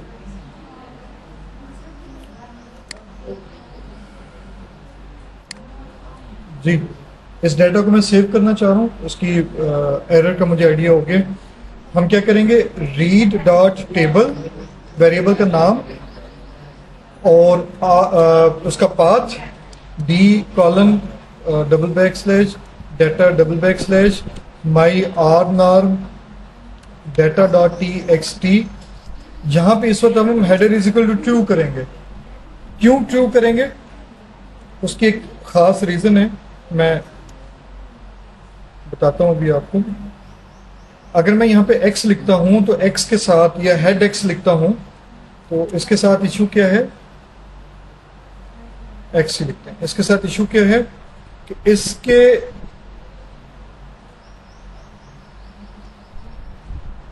वैल्यू नंबर्स आ रहे हैं, ये प्रॉब्लम कर रही है।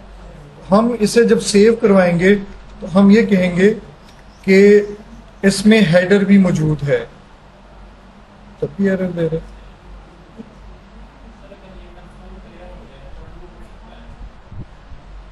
नहीं, कंसोल जब आप क्लियर करेंगे तो आपके पास उसकी हिस्ट्री तो मौजूद होगी।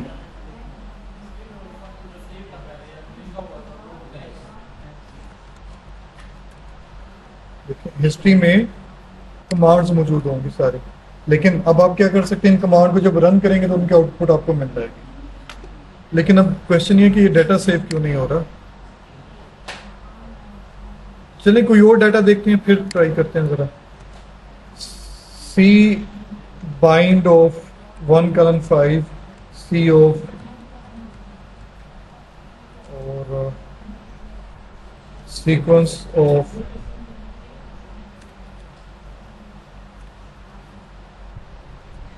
इसे जरा रीड करके देखते हैं।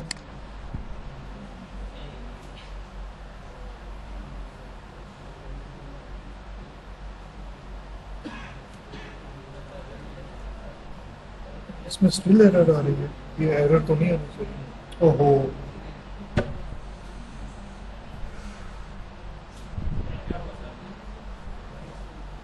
याद आ, देखें गलती कितनी हम बड़ी मिस्टेक कर रहे हैं।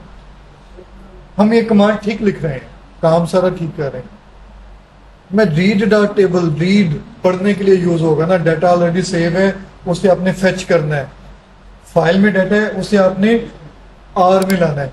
तो मैं अब क्या चाह रहा हूं, मैं डाटा यहाँ पे मौजूद है, फाइल में राइट करना चाह रहा हूँ। राइट कमांड यूज होनी है यहाँ पे, जो गलती कर रहा हूँ वो राइट कमांड की यूज कर रहा हूँ।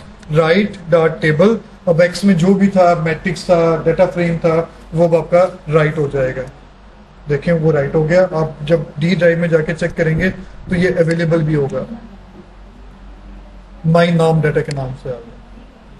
ठीक है, तो अब एक छोटी सी,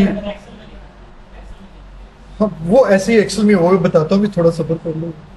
अभी हमने टेक्स्ट और सीएसवी किया, एक्सेल की तरफ भी आ रहे हैं, अभी हम बहुत सारे उसकी तरफ आ रहे हैं।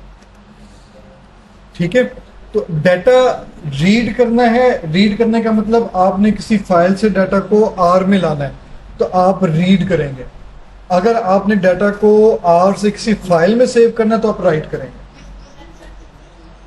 अगर आपने एक फाइल में डाटा सेव है, उसे आर के एनवायरनमेंट में लाना है, आर स्टूडियो या आर कंसोल में लाना है, आर का ऑब्जेक्ट बनाना है, फाइल से आर में लाना है, तो आप बेसिकली क्या करेंगे, इंपोर्ट करेंगे, यानी आप रीड करेंगे। और अगर आर में आपने एक डाटा बनाया था, उसे आपने सेव करना है, उसकी फाइल बनानी है, वो फाइल किसी से शेयर करनी है, देन आप राइट करेंगे। ठीक है, तो उसके बाद अब हम एक्सेल पर आ गए। जब हम एक्सेल की बात करेंगे, एक्सेल की फाइल आपने रीड करनी है या राइट करनी है, यानी एक्सेल की फाइल आपने बनानी है या बनी हुई को लोड करना है, तो आपको पैकेज चाहिए होगा, जैसे एक्सएल कनेक्ट के नाम से। इसके अलावा भी बहुत सारे पैकेज हैं, ये आसान सा पैकेज मैंने आपको बताया। एक्सेल पैकेज के नाम से आपने यूज करना है, सॉरी एक्सेल कनेक्ट के नाम से। एक्स कैपिटल है, एल कैपिटल है, सी कैपिटल है, बाकी सारे स्मॉल हैं।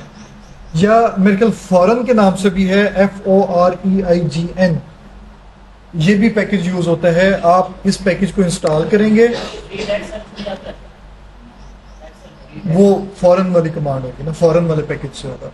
इस पैकेज की कमांड है रीड वर्कशीट फ्रॉम फाइल।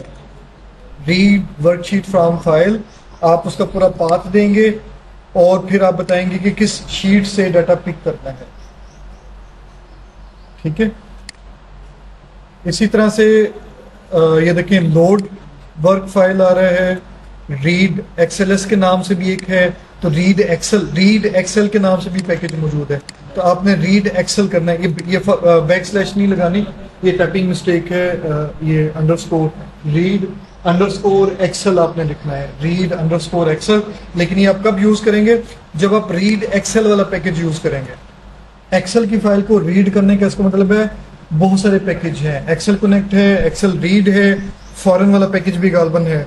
और मेन पॉइंट नोट करने वाला क्या है, फाइल और फाइल का पाथ, ये आपको कंफर्म होना चाहिए। फॉरेन वाला पैकेज है, जो फॉरेन वाला पैकेज है, इसमें आप और बहुत सारे सॉफ्टवेयर के पैकेज जो फाइल्स हैं वो लोड करवा सकते हैं। जैसे SPSS की फाइल अगर आपने लोड करवानी है, read.spss, ठीक है। इसी तरह से read.dta, ये स्टाटा की फाइल होती है, DTA वाली फाइल आमतौर पर। अगर स्टाटा सॉफ्टवेयर की फाइल आपके पास मौजूद है, उसे आप यूज करना चाह रहे हैं तो read.dta करेंगे, बाकी फॉर्मेट ऑलमोस्ट वही होगा, फाइल का पाथ देंगे और आगे जो भी उसकी स्पेसिफिकेशंस होंगी। सैस सॉफ्टवेयर का डाटा अगर आपने यूज करना है तो अब ये फॉरेन वाला package use cess 7b that के नाम से पैकेज है, आप ये इंस्टॉल करेंगे और फिर ये कमांड यूज करके आप सैस की फाइल को लोड कर लेंगे। इसी तरह से मिनी टैब का अगर आपने डाटा लेना है तो read.mtp करेंगे और ये फौरन से लोड हो जाएगा। इसका मतलब ये हुआ कि आपके लिए जो इम्पोर्टेंट पैकेज है डाटा इंपोर्ट या एक्सपोर्ट करवाने के हवाले से, वो फॉरेन वाला पैकेज काफ़ी इंपॉर्टेंट है। ठीक है, RDA या R डाटा वो भी अपलोड कर सकते हैं। लार्जर डाटा सेट रीड करना है तो उसके तरीक़ेकार भी यहाँ पे हमने डिस्कस किया, लेकिन फिलहाल अभी हमें उस तरफ जाने की ज़रूरत नहीं है। तो अब ये यहाँ तक अभी हमने जो डिस्कस किया वो क्या था कि डाटा डिफरेंट, पहले कल हमने क्या डिस्कस किया था कि R के अंदर किसी पैकेज में डाटा सेव है, उसे हमने कैसे रीड करना है, कैसे सेव करना है डिफरेंट वेरिएबल में। आज हमने कहा कि डाटा आपके पास किसी फाइल में मौजूद है, आपको किसी ने USB पे शेयर किया, नेट से आपने डाउनलोड किया, रेपोजिटरी से डाउनलोड किया, उसे अब आप R में लाना चाह रहे हैं तो आप कैसे ला सकते हैं। फाइल के डिफरेंट फॉर्मेट की बेस पे आपके पास डिफरेंट कमांड्स हैं। एक्सेल फाइल है तो उसका पैकेज भी अलग होगा, कमांड भी अलग होगी। CSV फाइल है तो CSV के लिए आपको डिफॉल्ट में कोई पैकेज डाउनलोड करने की जरूरत नहीं है। इस तरह से सैस की फाइल है, स्टाटा की फाइल है, मिनी टैब की फाइल है, या इसके अलावा भी अगर कोई फाइल है तो उसका कोई ना कोई पैकेज अवेलेबल होगा, आप उसे इंस्टॉल करेंगे, उस पैकेज को लोड करेंगे और उसकी कमांड की इंस्ट्रक्शंस के मुताबिक आप उसे लोड कर लेंगे। मैं उनकी बाकी डिटेल नहीं बताता, ये आप देख लीजिएगा। हम अगर मौका मिला इन्फ्रेंस में तो एक्सेल की फाइल को लोड करना, यानी read.excel वगैरह वाला काम हम ट्राई करेंगे ताकि हमें कम से कम एक्सेल की प्रैक्टिस हो जाए। ठीक है, अब हम आगे हैं थोड़ा सा मुश्किल काम पर, प्रोबेबिलिटी एंड प्रोबेबिलिटी डिस्ट्रीब्यूशन। यहाँ पे हमने प्रोबेबिलिटी डिस्कस नहीं की हुई, मैंने इसको डिस्कस नहीं की हुई, वरना प्रोबेबिलिटी भी बहुत सारा काम है, परम्यूटेशन कॉम्बिनेशन है, या आपकी जो बेसिक प्रोबेबिलिटी है, डिफरेंट आपने एक्सपेरिमेंटल इवेंट ट्रायल्स करने हैं, वो आप कर सकते हैं यहाँ पर। लेकिन मैं अभी उस तरफ नहीं जाना चाह रहा, अदरवाइज हम ये चीज़ें करें तो हमारा और बहुत सारा जो पार्ट है वो रह जाएगा। हम डिस्ट्रीब्यूशन के हवाले से डिस्कस कर रहे हैं कि प्रोबेबिलिटी डिस्ट्रीब्यूशंस आपने कुछ पढ़ी होंगी, जैसे नंबर डिस्ट्रीब्यूशन है, बाइनोमियल डिस्ट्रीब्यूशन है, पॉइसन के नाम से आपने पढ़ी होगी, हाइपरजमेट्रिक, टी डिस्ट्रीब्यूशन, एफ डिस्ट्रीब्यूशन। इन तमाम डिस्ट्रीब्यूशंस के आपके पास डिफरेंट फंक्शनैलिटीज मौजूद हैं। हर डिस्ट्रीब्यूशन के कम से कम 4 किस्म की कैलकुलेशंस मौजूद हैं। PDF यानी उसकी डेंसिटी, डिस्ट्रीब्यूशन फंक्शन यानी CDF, उसकी क्वांटाइल्स, या फिर उसका रैंडम नंबर जनरेट करना, यानी एक खास डिस्ट्रीब्यूशन से रैंडम नंबर जनरेट करना। इन चारों कामों के लिए आपके पास R के 4 फंक्शन हर डिस्ट्रीब्यूशन के लिए। यहाँ पे ये उसकी मैंने काफ़ी डिटेल्ड लिस्ट बनाई हुई है, इसके अलावा भी हैं, लेकिन कम से कम ये वो हैं जो उनके आपने नाम कहीं ना कहीं पढ़े सुने जरूर होंगे। यहाँ पर वर्टिकल लाइन जानबूझ के दी हुई है, ये इस साइड पे जो लिखा हुआ है ये डिस्ट्रीब्यूशंस के नाम है, binomial distribution, T, Poisson, F और काई। इसके अलावा भी है, इसके अलावा भी और बहुत सारे, वो आप देख सकते हैं, सर्च आउट कर सकते हैं। बाइनोमियल के 4 फंक्शन हैं, D बाइनोम, Q बाइनोम, P बाइनोम और R बाइनोम। हमने जितना भी अभी तक काम किया था, R नाम जो हम ले रहे थे ना, वो नॉर्मल डिस्ट्रीब्यूशन के इस वाले पार्ट से ले। ठीक है, इन्हें अगर आप थोड़ा सा गौर से देखेंगे तो आपको आइडिया हो जाएगा। D डेंसिटी के लिए है, Q क्वांटाइल्स के लिए है, P CDF प्रोबेबिलिटी डिस्ट्रीब्यूशन के लिए, R रैंडम के लिए। ठीक है, तो आपने यहाँ पे मैंने कुछ एग्जांपल्स भी दी हुई हैं, वहां से भी आपको थोड़ा सा आइडिया हो जाएगा। पहला हमारी प्रॉब्लम क्या है, the probability of getting exactly 7 heads on 20 tosses of a fair kind.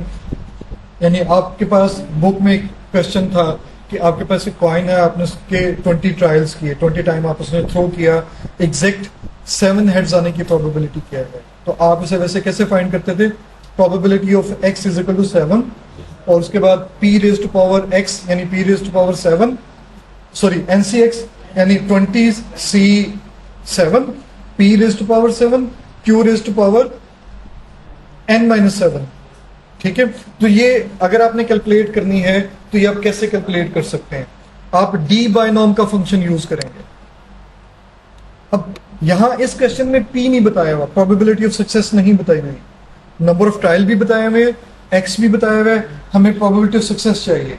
Binomial में प्रोबेबिलिटी फाइंड करने के लिए आपको 3 इंफॉर्मेशन चाहिए, number of trial, probability of success और एक्स की वैल्यू। ठीक है, तो क्योंकि यहाँ पे फेयर काइन की बात की हुई है तो हम यहाँ पर पी 0.5 ले लेते हैं, या अगर आपको इन एडवांस बताया हुआ है तो आप उसे चेंज भी कर सकते हैं। सपोज आपको बताया हुआ है कि किसी भी प्रॉब्लम की जो आप सोल्व कर रहे हैं उसमें 20 ट्रायल्स हैं, x7 के लिए आपने फाइंड करना है और उसकी प्रोबेबिलिटी ऑफ सक्सेस 0.7 है, तो तब भी आप कैलकुलेट कर सकते हैं। यानी p प्रोबेबिलिटी ऑफ सक्सेस आपने क्वेश्चन के मुताबिक देना है, x भी क्वेश्चन के मुताबिक देना है, ट्रायल उसके मुताबिक नोट करने हैं, तो आपके पास एग्जैक्ट x की प्रोबेबिलिटी आ जाएगी। ठीक है, और अगर हमारा हो कि probability of getting 10 6s in 60 rolls of a fair die fair है, अनबाइस्ड डाई है, आपके पास 60 ट्रायल्स हैं और x10 के लिए आपने प्रोबेबिलिटी फाइंड करनी है, तो वो आप कैसे फाइंड करेंगे? तो यानी 6s जो है वो 10 टाइम आए, तो अगेन वही चीज डी बाइनॉम और प्रोबेबिलिटी 1/6 आ जाएगी। कोई गिवन प्रॉब्लम है बाइनोमियल डिस्ट्रीब्यूशन से, उसकी किसी एग्जैक्ट x की हमने प्रोबेबिलिटी कैलकुलेट करनी है। ठीक है, या एक से ज्यादा की प्रोबेबिलिटी कैलकुलेट करनी है, तो वो भी इवन पॉसिबल है हमारे पास, लेकिन हम उसके लिए डी नाम यूज करेंगे। ठीक है? जैसे ये एग्जांपल नंबर 2 है, the distribution of the number of x of heads in 10 tosses of a fair coin is vector of 11 element.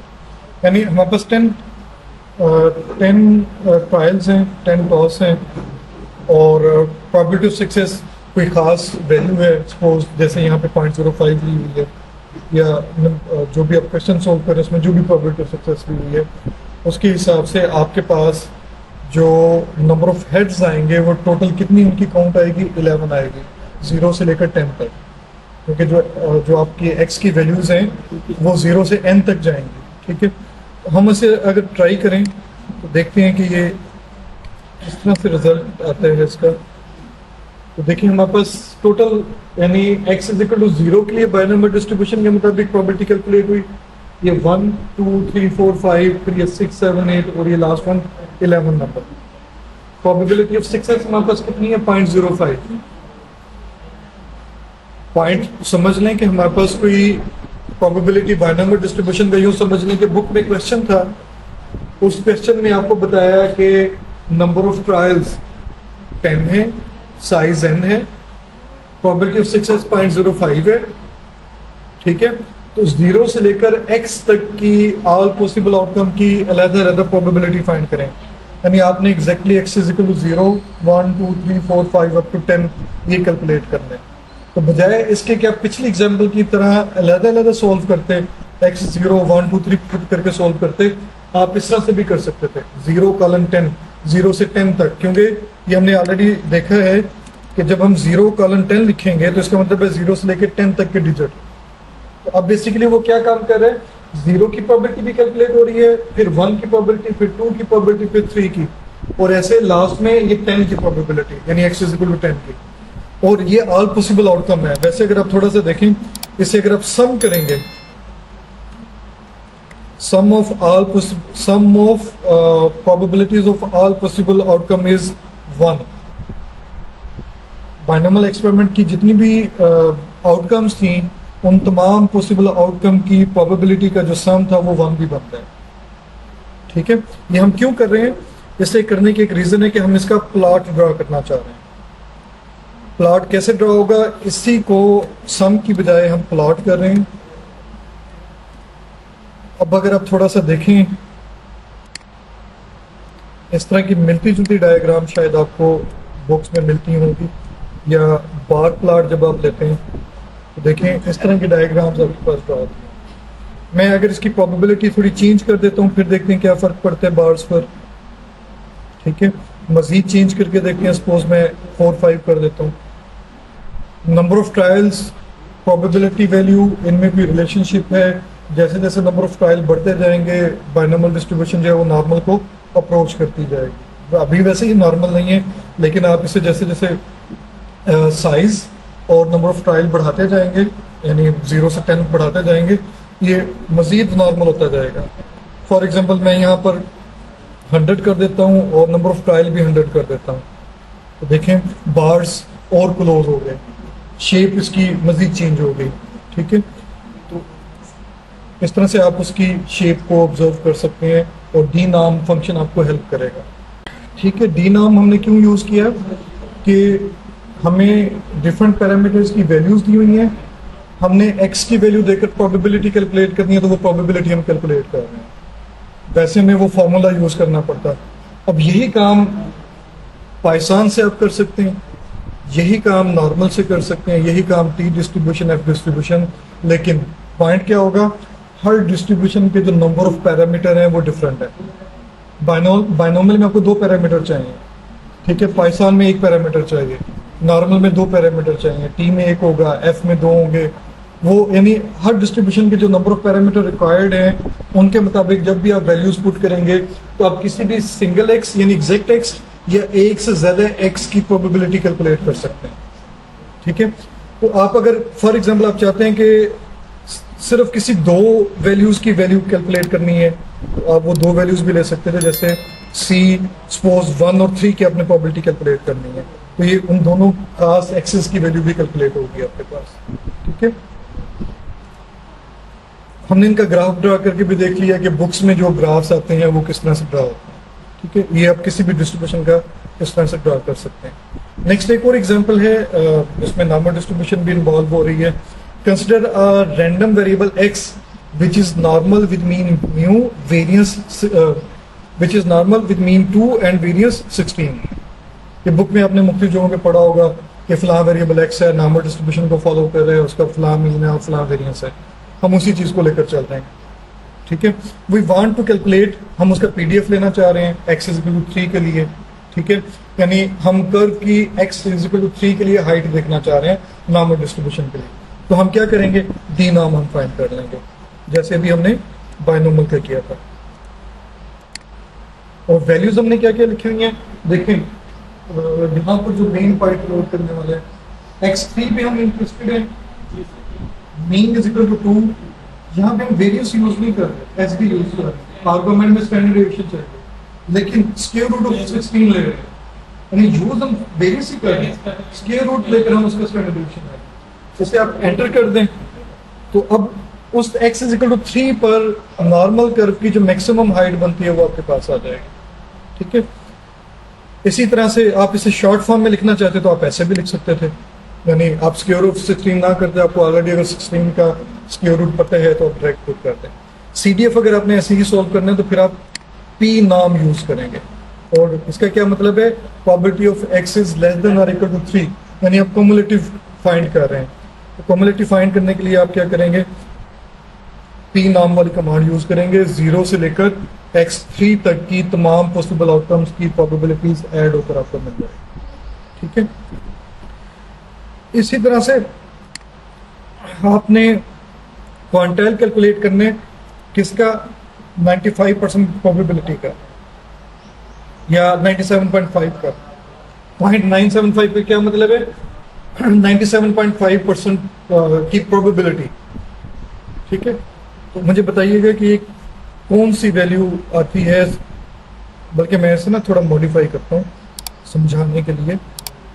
Q नाम का मतलब है quantile from normal distribution, mean 0 और स्टैंडर्ड डिस्ट्रीब्यूशन 1 का मतलब है अब ये स्टैंडर्ड नॉर्मल होगी, क्योंकि स्टैंडर्ड नॉर्मल डिस्ट्रीब्यूशन ऐसी डिस्ट्रीब्यूशन है जिसका मीन 0 और स्टैंडर्ड डिस्ट्रीब्यूशन 1 होगा। इससे पहले मैंने जो रन किया था उसमें मीन कोई और था, यानी वो स्टैंडर्ड नॉर्मल डिस्ट्रीब्यूशन नहीं थी, वो जस्ट नॉर्मल डिस्ट्रीब्यूशन थी विद स्पेसिफिक मीन और स्टैंडर्ड डिविएशन।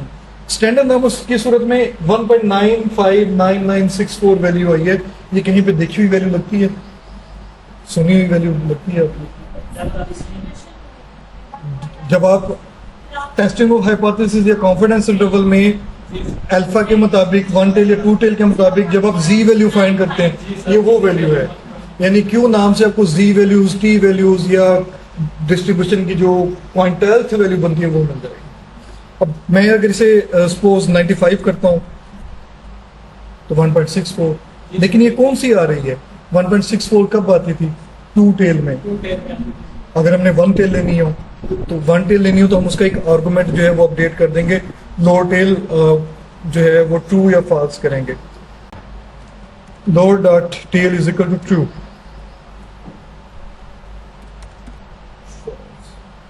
सिर्फ फॉल्स है लेफ्ट साइड की प्रोबेबिलिटी, ट्रू है तो राइट साइड की प्रोबेबिलिटी, और नॉर्मल फॉर्म में 2 टेल प्रोबेबिलिटी अब दोनों साइड्स की एक तरह से काउंट हो जाती है। इसी तरह से आप जो है ये भी हम जरा ट्राई करते हैं, इसमें एक और काम है, डेंसिटी फंक्शन हमने ड्रा करना है। एक्स एक्सिस की वैल्यू लेते हैं हम, मैं यहीं से लेकर इसे देखिए यहाँ पे ड्रा करता हूँ। एक्स एक्सिस की वैल्यूज क्या आएंगी, वो एक्स एक्सिस पे ये डिफरेंट वैल्यूज हैं, ठीक है, आप इन्हें चेंज भी कर सकते हैं, अपडेट भी कर सकते हैं। y1 हम लेते हैं, और ये आपने मुझे बताना है कि मैं y1 और y2 क्यों ले रहा हूँ, ये आप लोगों ने मुझे बताना है। y2 आ गया, और ये मैंने इसे, इसमें थोड़ी सी मुझे करेक्शन करना पड़ेगी, वो मैं ट्राई करता हूँ। नॉर्मल डिस्ट्रीब्यूशन और पॉइंट्स, मैं इसे रन करता हूँ और फिर देखते हैं इसका रिजल्ट क्या आता है, और फिर आप ही थोड़ा सा बताएंगे इसके बारे में। जी बताएं हमने यहाँ पे क्या किया था। y1 और y2 वेरिएबल्स थे, उसके बाद हमने क्या किया, y1 और y2 कौन से वेरिएबल थे,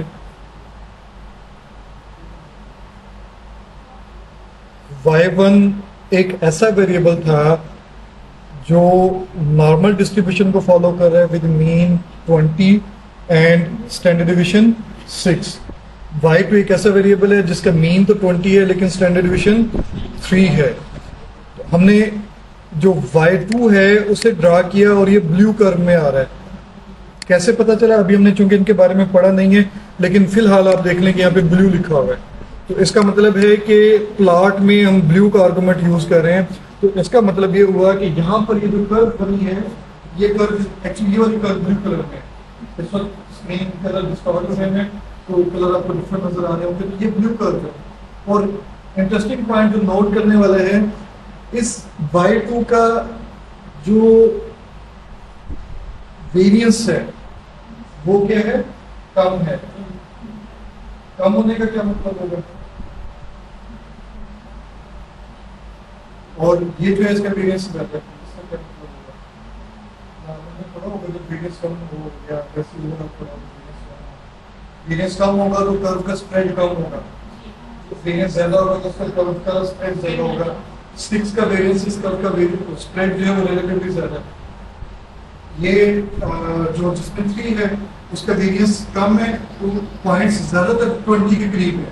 अगर आप देखें 20 मीन का ज्यादातर पॉइंट्स इस रेंज में लाई होते हैं, और इस कर्व में पॉइंट्स स्कैटर्ड बहुत ज्यादा, ठीक है। तो ये चीजें अगर आपने ड्रा करनी है, कोई आपको अपने रिपोर्ट में लिखना है, कर्व्स ड्रा करनी है, शो करना है, तो ये सारा काम बड़ी आसानी से आप कर सकते हैं। मुख्तलिफ और कर्व भी आप ड्रा कर सकते हैं, यानी अगर आपने इवन टी कर्व भी ड्रा करनी है तो वो भी पॉसिबल है।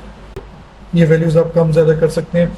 मैंने एक्सिस की वैल्यूज जो हैं वो 0 से 40 ली हुई थी, आप इसे मज़ीद कम ज़्यादा करके देख लें, शेप उतनी ही बेहतर या उतनी ही वर्स होती जाएगी, ठीक है।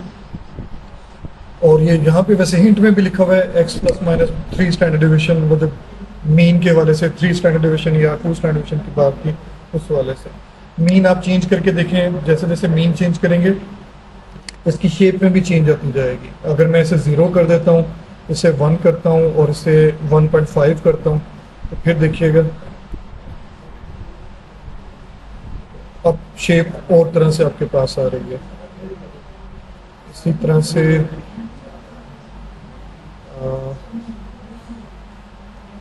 वेरिएंस आप अपडेट करते हैं, तो अब शेप में और चेंज आएगा। आप उन्हें चेंज करते जाए, आपको उनका आइडिया होता जाएगा। और मैं यहाँ पे स्टैंडर्ड नॉर्मल की ट्राई कर रहा था, लेकिन मेरे पास प्रॉब्लम क्या है, एक्स की सारी वैल्यूज पॉजिटिव है, अगर आप नेगेटिव वैल्यूज लेंगे तो फिर आप स्टैंडर्ड नॉर्मल भी यहाँ पे ड्रा कर सकेंगे, जैसे -3 से सपोज या -4 से मैं +4 तक ड्रा करता हूँ। इनमें गैप बढ़ा देता हूँ, ये 1 कर देता हूँ और सपोज ये 2.5। देखें, एक नॉर्मल हो गई है, एक का स्टैंडर्ड डिवीजन बहुत ज़्यादा था तो वो उसकी लिमिट से भी निकल गया।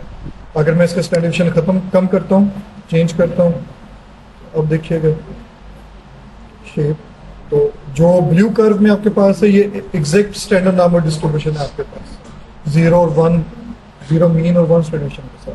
ठीक है, इसी तरह से एक काम हम पी नाम का भी करते हैं। जी वैल्यूज आपने टेबल से देखी होंगी, 1.96। 1.96 पे actually area under the curve कितना बनता है, तो वो अगर आपने फाइंड करना है तो पी नाम से फाइंड कर लेंगे। आप स्टैटिस्टिक्स के टेबल में दो तरह से काम करते थे, स्पेशली नॉर्मल में, या तो जी वैल्यू के अगेंस्ट आप प्रोबेबिलिटी देखते थे या प्रोबेबिलिटी के अगेंस्ट आप जी वैल्यू देखते थे। तो अगर आपने जी वैल्यू के अगेंस्ट यानी क्वांटाइल के अगेंस्ट अगर आपने प्रोबेबिलिटी कैलकुलेट करनी है तो 0.975 एरिया अंडर द कर्व आपके पास आ जाएगा। ठीक है, इसमें लेफ्ट टेल और टू टेल वाला भी है। एरिया बिटवीन द कर्व अगर आपने फाइंड करना है, जैसे x1 और x2 के दरमियान, तो ये आप इस तरह से फाइंड कर लेंगे कि +1.96 और -1.96 के दरमियान टोटल एरिया कितना कवर होता है, वो भी आपके पास आ जाएगा। ठीक है, इसी तरह से ये आपके पास राइट टेल प्रोबेबिलिटी है, राइट साइड की कर्व की राइट साइड की प्रोबेबिलिटी अगर आपने लेनी हो तो वो 0.025 जो बनेगी वो भी आप कैलकुलेट कर सकते हैं। हमारे पास क्वांटाइल मौजूद है, जी की वैल्यूज मौजूद हैं, उनकी हमने प्रोबेबिलिटी फाइंड करनी है। ठीक है, देखें जैसे ये नॉर्मल कर्व है, मैं इसे बड़ा करता हूं, ये 2 है, इस 2 पर प्रोबेबिलिटी वैल्यू क्या बनती है नहीं मालूम हमें। यानी इस 2 से अगर मैं एक वर्टिकल लाइन ड्रा करूं, उस सूरत में पी वैल्यू क्या प्रोबेबिलिटी क्या होगी लेफ्ट टेल से लेकर उस लाइन तक, वो अगर हमने फाइंड करनी है तो वो हम पी नॉर्म से फाइंड करेंगे। मैं अगर पी नॉर्म में 2 लिख देता हूँ, ये इस वक्त राइट टेल प्रोबेबिलिटी आएगी। राइट साइड पे 0.0221, यानी इस 2 की राइट साइड की जो एरिया होगा वो 0.0227 होगा। और अगर ये 1 खत्म कर देता हूँ तो 0.9772 जो है ये लेफ्ट साइड पे उस लाइन वर्टिकल लाइन के लेफ्ट साइड का सारा एरिया होगा। ये आप बड़ी आसानी से किसी 2 पॉइंट्स के दरमियान लेना है तो फिर आप बिटवीन वाली ऑप्शन यूज करेंगे, यानी ये वाली option, right tail minus lower tail. वो जो probability of Z2 minus probability of Z1 करते थे वो इससे होगी। Z2 की जो प्रोबेबिलिटी है उससे माइनस करें Z1 की प्रोबेबिलिटी से, राइट टेल की प्रोबेबिलिटी को लेफ्ट टेल की प्रोबेबिलिटी से माइनस करें, तो आपके पास 2 लाइंस के दरमियान एरिया अंडर द कर्व आ जाएगा। तो ये सारा काम आप बड़ी आसानी से विदाउट यूजिंग एनी फार्मूला आप कैलकुलेट कर सकते हैं। इन्हीं चीज़ों की आगे हमें ज़रूरत पड़नी है, क्या नाम है, कॉन्फिडेंस इंटरवल और टेस्टिंग ऑफ हाइपोथेसिस। ये बड़ी सिंपल सी एग्जांपल है कि आपके पास जो है कोई टेस्ट है जिसका मीन 500 है, स्टैंडर्ड डिवीजन 100 है, और आप जो है 720 का जी स्कोर फाइंड करना चाह रहे हैं, तो आप उसका जी स्कोर बड़ी आसानी से फाइंड कर सकते हैं। अस्सलाम वालेकुम सर। अस्सलाम वालेकुम।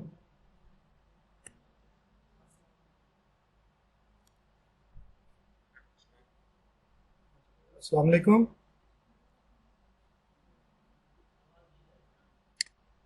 उनका सर आवाज आ रही है? जी मुझे तो आ रही है, आपको नहीं आ रही? जी अब आपकी आवाज आना शुरू हो गई है सर।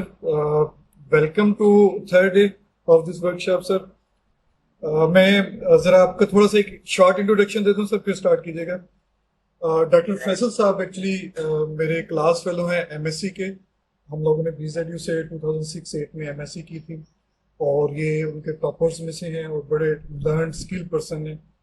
और 2006 में ही इन्होंने आर पर काम शुरू कर दिया था, और माशाल्लाह अच्छी खासी इनकी एक्सपर्टीज है।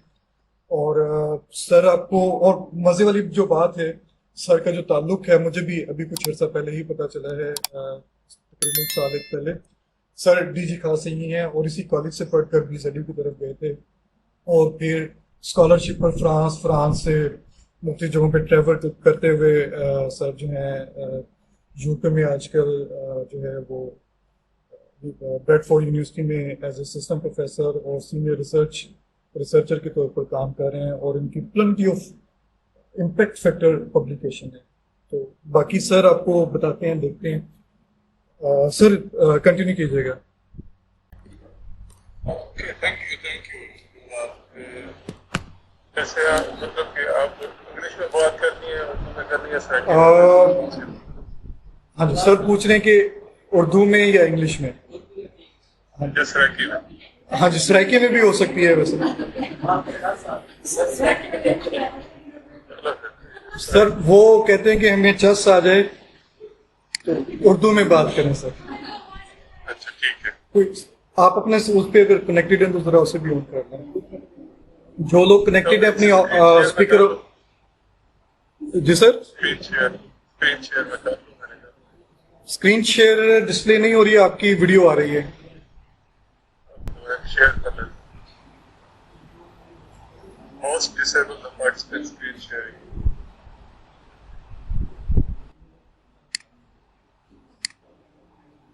आपकी तरफ से डिसेबल्ड है। आप वेब पेज को शेयर करना चाह रहे हैं? मेरे पास जो है ना वो स्लाइड्स हैं जो कि शो कर। आप सेंटर में शायद आपके पास स्क्रीन शेयर का आ रहा होगा, उसे ट्राई कीजिएगा। कहते हैं कि होस्ट ने जो है ना, जी। अब आ गया। ठीक हो गया, ठीक हो गया सर। कंटिन्यू कीजिएगा।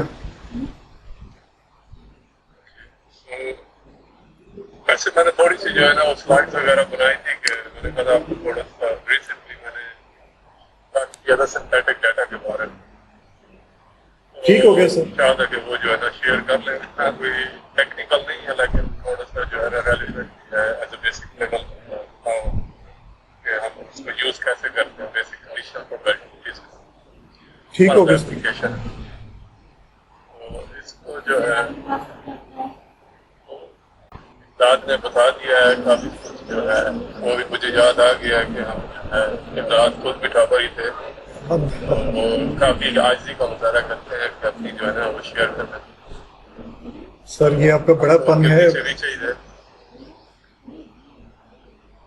काफी जो है, मुझे ऐसा हो गया इसको आर में यूज करते हुए काफी, क्योंकि पहले मेरा बेसिक बैकग्राउंड भी जो है ICS, ACS इधर ही इंस्टीट्यूट जो मेरा होम इंस्टीट्यूशन है जो गाजी कॉलेज का है, अब यूनिवर्सिटी का स्टेटस है। 40 सालों तक थे वो कॉलेज में, अभी भी मैं ठीक हो गया सर।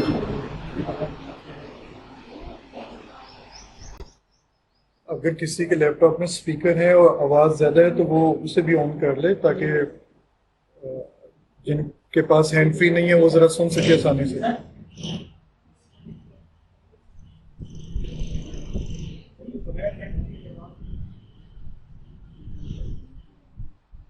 जी सर कंटिन्यू करें सर।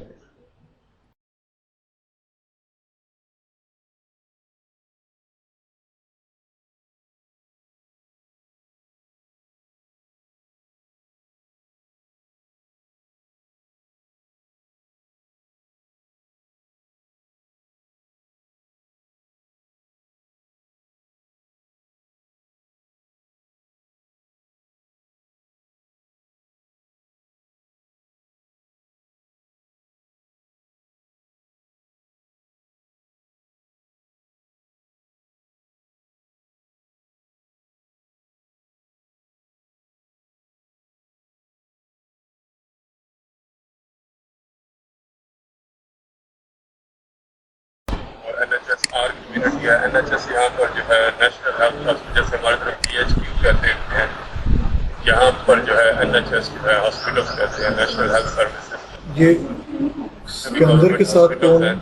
और मेजॉरिटी यहाँ पर जो मुबीन शेर गवर्नमेंट हॉस्पिटल्स में ही उनका स्टेटस ये आप भी रखते हैं लेकिन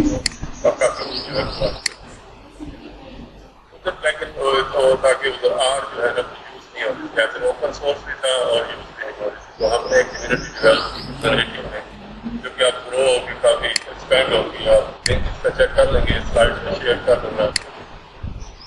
तो कम्युनिटी के अंदर काफ़ी कुछ जो है ना रिसोर्सेज अवेलेबल हैं। अगर आप बिगनर लेवल पे हैं, इंटरमीडिएट लेवल पे हैं, या आगे फ्यूचर के लिए भी है, तो इस कम्युनिटी के ऊपर आपको यूट्यूब चैनल है इसका वो मिल जाएगा। उस पर जो भी आज तक कॉन्फ्रेंसेज हुई हैं, वर्कशॉप हुई हैं, बेसिक से लेके एडवांस लेवल तक, आप उधर उन रिसोर्सेज को यूज़ कर सकते हैं। तो रिसेंटली मैंने जो है ना एक जो लास्ट की थी ऐसी आर्टिकल्स का पढ़ रहा था, तो सिंथेटिक डाटा के तो आज जो है मैं उसके बारे में आपको बताना चाहता हूँ सिंथेटिक डाटा होता क्या है, ये क्यों हमें ज़रूरत है, क्या चीज़ है, और कैसे हम बेसिक आर को या बेसिक कंडीशनल प्रोबेबिलिटीज या स्टैटिस्टिकल जो है सैम्पलिंग जो है इसको यूज़ करके कैसे ये इसको यानी इस प्रॉब्लम को अवॉइड कर सकते हैं। Main problem all over the world Pakistan के अंदर भी जो है ना ये जो हम डाटा कलेक्ट करते हैं तो आप शेयर नहीं करते। तो प्रॉब्लम ये होती है कि उसकी डाटा गवर्नेंस इशू कि आपको इन्फॉर्म कंसेंट लेनी होती है, एथिकल इशूज होते हैं काफ़ी सारे कि आप डाटा शेयर नहीं करते। लेकिन जो एज ए कंप्यूटेशनल अगर आप साइंटिस्ट हैं या आप उसकी तरफ प्रोग्रेस कर रहे हैं तो आपको हर टाइम डाटा ही चाहिए होता है स्टैटिस्टिकल मेथड से मैनिपुलेट करने के लिए, इवन उनको परफॉर्मेंस चेक करने के लिए आपको प्रॉपर डाटा चाहिए। उसके लिए इंफॉर्मेटिव हो आदर की हो, वैलिडेशन के लिए हो या डेवलपमेंट के लिए हो, कोई भी मॉडल की या कि कोई और भी हो, फ्रॉड डिटेक्शन कुछ भी हो, तो उसके लिए एक टर्म यूज होती है सिंथेटिक डाटा, ताकि आप ओरिजिनल डाटा के एथिकल इशूज को अवॉइड करें, यानी कि उसमें अंदर आपको चीज़ ये ना जाएंगे ऑर्गेनाइजेशन डाटा शेयर नहीं करना चाहते ना, लेकिन आप उसको उसका जो है ना उसकी कॉपी बना सकते हैं, उस डाटा का रिलेशनशिप आप कैप्चर कर सकते हैं यूजिंग दैट। मैं शो करूँगा तो कैसे है, एक तो कमांड दिए आर के अंदर रिलेटिव आप जाएंगे उसको यूज़ कर सकते हैं। और ये डाटा जो है काफ़ी अवॉइड करता है उन चीज़ों के लिए जो कि आपको इंफॉर्मेशन पर्सनल डाटा जिसे कैसे होता है, किसी की डेट ऑफ बर्थ होगी, किसी का नेम हो गया या ये चीज़ें, तो आप क्रिएट नहीं करते, आप इंटरेस्टेड होते हैं उसकी प्रोफाइल कोविड का इशू था तो आप उसके अंदर फाइंड करना चाह रहे हैं कि कौन से फैक्टर्स हैं जो इफेक्ट कर रहे हैं या कौन से वेरिएबल्स हैं। अब जैसे वीडियो के वाले पाकिस्तान के साथ शेयर न करें, मैं कि हमारा इफेक्ट नहीं है उनके साथ।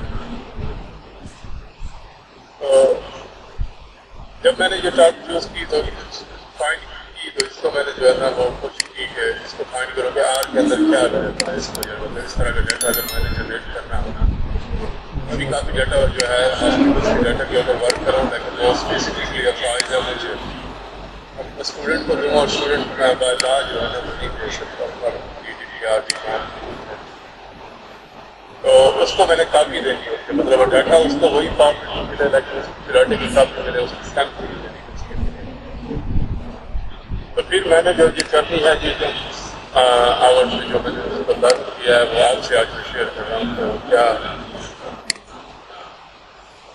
है और मतलब सिंथेटिक डाटा आपका आइडिया हो कि ये कापी ऑफ द डाटा है, एक कापी की क्या है या उसकी क्या है, उस डाटे की कुछ ग्लिम्स है जो कैप्चर किया उसके रिलेशनशिप, इसको हम कहते हैं कि लेकिन इसका पर्पज फायदा क्या है कि ये जो सेंसिटिव इंफॉर्मेशन है जो कि एथिकल की बेस पे आप शेयर नहीं कर सकते, डाटा को ऑर्गेनाइजेशन दे सकती है इसीलिए उसके लिए वो पब्लिक भी करें तो उनका डाटा उनके पास ही रहेगा। आप जस्ट उससे कुछ रिलेशनशिप एक्सपेक्ट करें जो कि रिसर्च क्वेश्चन आप अपना एडजस्ट करते हैं। और ये रिलेटिवली न्यू मतलब कि रिसर्च है आजकल जो है, लेकिन तकरीबन में बिहाइंड द सीन जो है ना जो यूज़ करता है कि आप उसे जनरेट कैसे करेंगे। सपोज आपके पास ओरिजिनल एक डाटा है, आप ओरिजिनल डाटा को ही जो है उसे कुछ रैंडम सैंपल दे देंगे। जैसे हमारे पास एक डाटा है जिसमें जेंडर है, जो है BMI these वेरिएबल्स हैं, आप उनसे आप रैंडम सैंपल एक फर्स्ट वेरिएबल का ले लेंगे, वो एज का रैंडम सैंपल लेंगे, आप उसको कहेंगे कि आप मेरा जो है इस डाटा का ओरिजिनल नहीं है, इसकी सिंथेटिक कॉपी, इसको SYN से डिनोट कर लेंगे।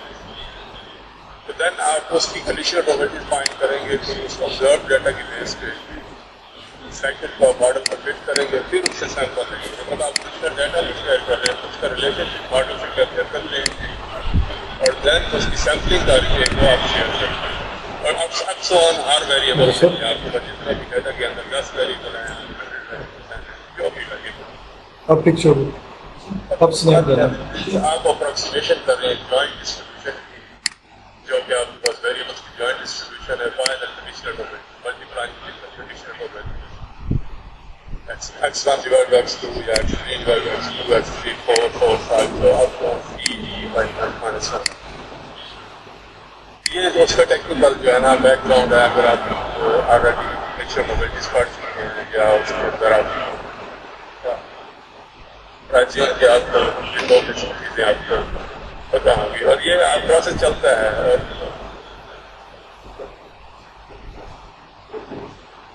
और मैं आपको अगर शो करूँ कि शाइनी ऐप के अंदर के क्या असल में है, क्या मतलब ये डाटा कैसे होता है और कैसे डिस्प्लाई होता है,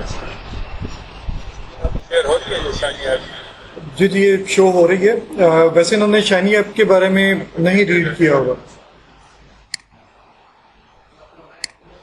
जी। आप फिलहाल इन्हें डिमॉन्स्ट्रेट कर दें, फिर शाइनी ऐप के बारे में ज़रा मैं बता दूंगा। वो ये बस जस्ट ऐसी एप्लीकेशन है। जी जी, वो कोई इशू नहीं है, क्योंकि अभी ये बिगनर है, इन्हें अभी इसका आइडिया नहीं है, ना ही डिस्कस किया अभी। नहीं कंडीशनल प्रोपर्टीज का तो पता है। कंडीशनल भी वैसे वैसे इन्होंने पढ़ा हुआ है, लेकिन अभी इस वर्कशॉप में अभी तक ये डिस्कस नहीं हो सका, लेकिन आप शेयर करें, कोई इशू नहीं है। ओके, जो आइडिया है जो बेसिक आपको पता है, सिंपल डाटा है EMI जो है ये 3 वेरिएबल है, लेकिन मैं ये डाटा जो है ना किसी जो आदमी नहीं कर सकता, मुझे ऑर्गेनाइजेशन शेयर नहीं करता। मैं क्या करता हूँ कि मैं इसकी कॉपी बना दूँ, तो मैं कहता हूँ सिंथेटिक डाटा। जस्ट आप उसको ये डिफरेंट डाटा सेट्स हैं, यहाँ पर डिफरेंट मेथड भी हैं, ये डाटा सेट्स के वेरिएबल हैं, आप और ये आपके पास जो है ना वो पार्ट है या मेथड 3 मेथड है, दूसरे मेथड हमारे पास है, तो हम सिंपल पार्ट को डिवाइड मेथड को यूज करना चाह रहे हैं। तो अब ये हुआ क्या है कि जिधर के ये जिधर डाटा था हमारे पास जो यहाँ पर चैनल है, डाटा का फीमेल है, DMI है, लेकिन अब सिंथेटिक में इसकी रैंडम सैम्पलिंग होती है, कोई एल्गोरिथम यूज हुआ है, लेकिन अब डाटा की कॉपी होगी, लेकिन रिलेशनशिप वही रहेगा जो कि डाटा के अंदर रिलेशनशिप कंडीशनल प्रोपर्टीज वही कैप्चर की हैं, लेकिन डाटा ये है। अगर आप प्लॉट्स में देखें तो इन तीनों का प्लॉट्स आपको जो है ना इन तीनों वेरिएबल्स का आपको शो कर रहा है कि ऑब्जर्व डाटा आपके पास जो है ना ये डार्क ब्लू में और लाइट ब्लू जो है वो सिंथेटिक डाटा काफ़ी है उससे, और इसकी डिफरेंट डिस्ट्रीब्यूशन आपको बता रहा है। जैसे एज की डिस्ट्रीब्यूशन आप देख लें, कंपेयर करेंगे डार्क वर्सेस लाइट, जो आपके पास ओरिजिनल डाटा और फेक डाटा है तो उसको किस तरह से वो फॉलो कर रहा है। कहीं पर वो मोस्टली उसकी कॉपी है, लेकिन अफकोर्स रैंडम सैम्पलिंग की बेस पे उसके अंदर कंफ्यूजन मेल और मेल की इक्वली प्रोपोर्शन उसने उसकी जो कॉपी बनाई है उसके अंदर इक्वल है। अगर कोई इशू हो तो फिर आप इसको फर्दर जो है मेथड चेंज कर सकते हैं, देख सकते हैं फर्दर असेस कर जो है इक्वल है या नहीं है, या 100% इक्वल नहीं होगा हम कर रहे हैं, लेकिन अप्रॉक्सीमेटली कोई बहुत ज़्यादा डिफरेंस ना हो, कहीं पर अगर इश्यूज वगैरह हैं तो आप उसको फर्दर जो है ना रिकैलिब्रेट कर सकते हैं बेस्ड ऑन डिफरेंट मेथड्स या बेस्ड ऑन डिफरेंट स्ट्रेटजीज हैं। हम उसमें नहीं जाते, लेकिन बेसिक आइडिया ये है कि आप ओरिजिनल डाटा की जो है ना उसकी फेक कॉपी कैसे जनरेट करें। अब ये डाटा जो है, ये जो सिंथेटिक डाटा है, ये डाटा अभी किसी एथिकल उसको फॉलो नहीं करता। आप ओपन एसेस है, आप इसको ऑनलाइन शेयर कर लें, किसी से भी शेयर कर लें, स्टूडेंट्स के टाइम इसको प्रोजेक्ट। अच्छा सर, आप इसका इन्हें कोड डिस्प्ले करवा देंगे ताकि इन्हें थोड़ा सा आइडिया हो जाए कि इसके बैकएंड पे आर का किस तरह से कोड वर्क कर रहे हैं। मैं वो आपको आर को बता रहा, लेकिन जस्ट क्या है आर को मैं उसको अभी कोड किया ठीक हो गया। ये जस्ट जो है ना इसका एक आइडिया है कि आप कैसे कॉपी बनाते हैं जो है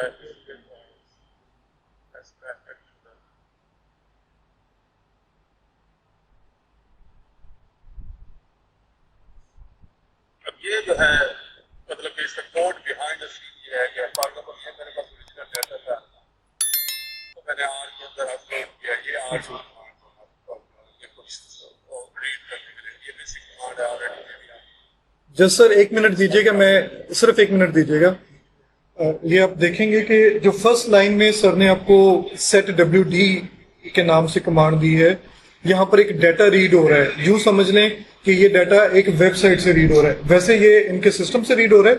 सी यूजर्स एम फैसल और आगे उनका वन ड्राइव का फोल्डर है, उसमें वो डाटा पड़ा हुआ है। फिर उस डाटा को उन्होंने read.csv जो आज हमने कमांड देखी उससे रीड कर आर की एनवायरनमेंट में स्टोर कर दिया। अब इस पर वो डिफरेंट कैलकुलेशन करेंगे और तकरीबन आप देखेंगे कि वो कैलकुलेशन या उससे मिलती जुलती चीजें हमने कहीं ना कहीं की होंगी। जी सर। ठीक है, तो मतलब कि ये आपको ये वर्किंग डायरेक्टरी आप सेट कर रहे हैं जो आप करना चाह रहे हैं बात है। अब आपने डाटा रीड कर लिया तो डाटा आपके पास कुछ कैसे लगेगा, लेकिन ये डाटा मैं आपको किसी से शेयर नहीं कर सकता, डाटा काफी बिग डाटा है। जी ठीक हो गया, ठीक हो गया। और लेकिन अब मैं क्या करना चाह रहा हूँ, ये उसकी समरी भी है, जैसे आप समरी ऑफ डीएफ करेंगे तो ईच वेरिएबल को आपको इसका minimum first quartile median third quartile जो कि समरी आप 5 पॉइंट समरी आप करते हैं बॉक्स प्लॉट के अंदर भी शो होती है। ये हर वेरिएबल की समरी है। अब मैं क्या करना चाह रहा हूँ कि मैं इसकी अब इस डाटा की कॉपी बना के मैं शेयर करना चाह रहा हूँ, तो मैं कॉपी अब उस कॉपी बनाने के लिए आपको जस्ट एक कमांड चाहिए। अब आपको जो है उसके लिए एक लाइब्रेरी, जैसे आर के अंदर बहुत सारी लाइब्रेरीज हैं, थाउजेंड्स ऑफ लाइब्रेरीज हैं, वो लाइब्रेरी आपको इंस्टॉल करनी पड़ेगी, जिसके लिए आपकी कमांड होती है इंस्टॉल पैकेजेस। और इसका जो लाइब्रेरी नेम है सेट पॉप के नाम से, सेट पॉपुलेशन पैकेज इंस्टॉल करने के लिए। वंस आप इंस्टॉल करते हैं तो फिर आपको लोड करना पड़ता है पैकेज को, जो कि लाइब्रेरी फंक्शन कॉल करना पड़ता है। उस फंक्शन को लोड करने के लिए लोड करते हैं तो वो फंक्शन जो ऑटोमेटिक रिटर्न होते हैं, जो भी शेयर करता है, ओपन करता है, कोई भी पैकेज लिख सकता है। और उस पैकेज काफी सारे पैकेज हैं इसके ऊपर, मतलब आर के ऊपर, और आप मतलब कोई भी फंक्शन तो यूज कर सकते हैं। और देन ये सिंपल कमांड है जिसका आर्गुमेंट है, मतलब हर फंक्शन होता है, फंक्शन के जो आर्गुमेंट्स है कामा के पास जो हमारे पास पहला जो आर्गुमेंट है कि आपके पास ओरिजिनल डाटा है जो कि डीएफ है, जो कि हमने पिछली स्लाइड्स के अंदर लोड किया था, जो ओरिजिनल डाटा था read.csv के साथ। अब सीड जो है ना, इसको कंट्रोल करने के, इसकी रेंडमाइजेशन को कंट्रोल करने के लिए अगर हम नेक्स्ट टाइम रिपीट करेंगे तो वो सेम चीज जनरेट करेगा। इसको आप किसी भी ऑर्डर में किसी भी 1 2 लिख सकते हैं, 1 1 लिख सकते हैं, 1 5 6 लिख सकते हैं। ये आपका कोड है बेसिकली, उसको जनरेट करने जब आप ये देंगे तो अब ये आपको एक डाटा स्टोर करके देगा इसके सेंट। अब ये डाटा जो है ना, इसी डाटा की जो ओरिजिनल डाटा हमने दिया था उसको मशीन में उससे प्रोसेस करके जो हमने शेयर किया था कंडीशन, उसने ये आउटपुट बना दिया। ये डाटा आप उसी की सेम कॉपी है और ये उसी की तरह ही नजर आता है आपको, और एग्जैक्टली वही नहीं, सिर्फ इसने उसका रिलेशनशिप कैप्चर कर दिया है। और ये अगर आप देखें तो ये आपके पास डाटा उसी तरह से आपको नजर आएगा। समरी स्टैटिस्टिक्स हैं ऑलमोस्ट सिमिलर होंगी उनकी समरी स्टैटिस्टिक्स वेरिएबल्स हैं, इसका वाइटल साइंस का डाटा है जो मोस्टली आपकी करता हूँ। तो ये जस्ट एक ही कमांड है। अगर आप ये लाइब्रेरी इंस्टॉल करेंगे, आप अपने डाटा के पास कोई भी आप जाकर इसको जस्ट कॉपी पेस्ट करें आर के अंदर और आप इसको यूज कर सकते हैं। इस पे कोई कंफ्यूजन हो तो आप सवाल भी अगर आपके पास है तो आप पूछ सकते हैं। है तो कोई काफी स्ट्रेट वे, लेकिन अगर आप समझते हैं कि इसके अंदर कुछ और क्वेश्चन है या कंफ्यूजन है कि क्या हो रहा है यहाँ पर, एनीथिंग जो कि आप जी है कोई क्वेश्चन आप लोगों का, कोई अब तक जो उन्होंने सर ने बताया है। सेंथ पॉप का पैकेज सर यूज कर रहे हैं और डाटा को उन्होंने सिंथेसाइज किया पैकेज के जरिए से, ओरिजिनल को उन्होंने एक और फॉर्मेट में, एक और स्टाइल में जो समझ लें कि कन्वर्ट कर लिया, फिर उसकी समरी स्टैटिस्टिक्स कैलकुलेट की। तो अब फर्दर अगर कोई क्वेश्चन, कोई कंफ्यूजन है तो आप पूछ सकते हैं। इस पैकेज को आप वैसे ही इंस्टॉल करेंगे जैसे हमने आर स्टूडियो में जाके इंस्टॉल किया था, या इंस्टॉल.पैकेजेस के नाम से, वैसे ही आप इंस्टॉल करेंगे। नहीं सर, फिलहाल कोई क्वेरी नहीं है, नेक्स्ट कंटिन्यू कीजिएगा। बस ये जो है ना, बस समरी ये है कि ये पता है कि all models are wrong but some are useful. ये हम स्पोर्ट है जॉर्ज बॉक्स की साइंटिस्ट है, मॉडल्स के बारे में कहते हैं और हमारे जो है daily thousands of models develop होते हैं और उनमें से बहुत कम तादाद होती है जो कि प्रैक्टिकल अगर आपके उसकी यूजेज हो सकती है या यूज होता है। Just in terms during the Covid, तकरीबन कोविड की प्रेडिक्शन या कोविड का रिस्क फाइंड करने के लिए 6 मंथ के अंदर 600 मॉडल्स डेवलप और उनमें से एक भी जो है जब इंडिया में एक मोस्टली रॉ मॉडल जो होते हैं लेकिन कुछ जो यूजफुल होते हैं क्योंकि जब अप्रोक्सीमेशन होती है अब कैप्चर करते हैं रियलिटी को द मॉडल।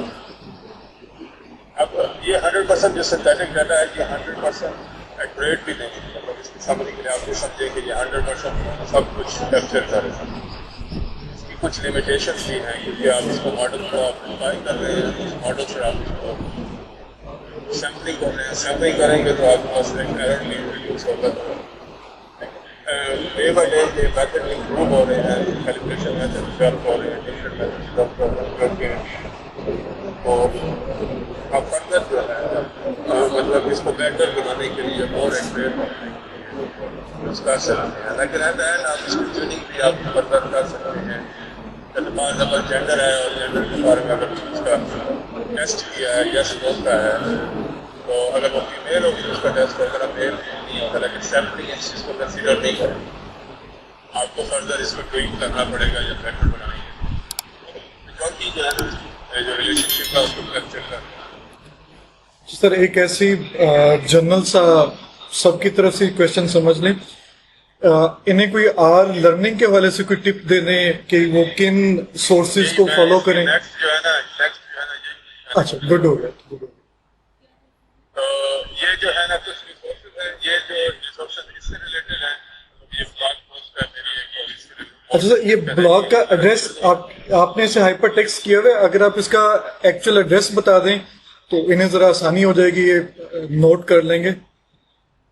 एड्रेस अभी नोट कर लेंगे या मैं आपको शेयर कर दूं? मेरे ख्याल अभी नोट करवा दें, बाद में फिर थोड़ा सा अगर आप अपना ब्लॉग का एड्रेस दे दें इन्हें तो जरा आसानी हो जाएगी। ये काफी जो है ना NHSR कम्युनिटी के ऊपर ही है, अगर आप ये शेयर हो रहा है। हाँ जी सर, डिस्प्ले हो रहे हैं, ठीक है। तो ये ब्लॉग है जो कि मैंने लिखा था, इस बारे में डिटेल है, टेक्स्ट है,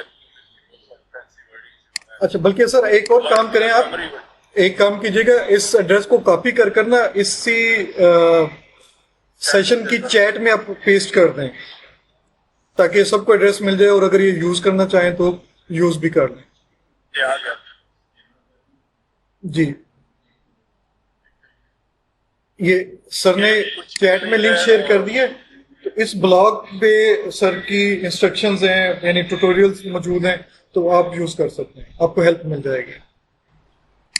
ठीक हो गया सर। ये कम्युनिटी है जो कि मैं आपको बता रहा था, NHSR कम्युनिटी, और आप लर्निंग के लिए आप कह रहे हैं फर्दर उसको डिस्कस कर लेते हैं जी जी, कैसे करें।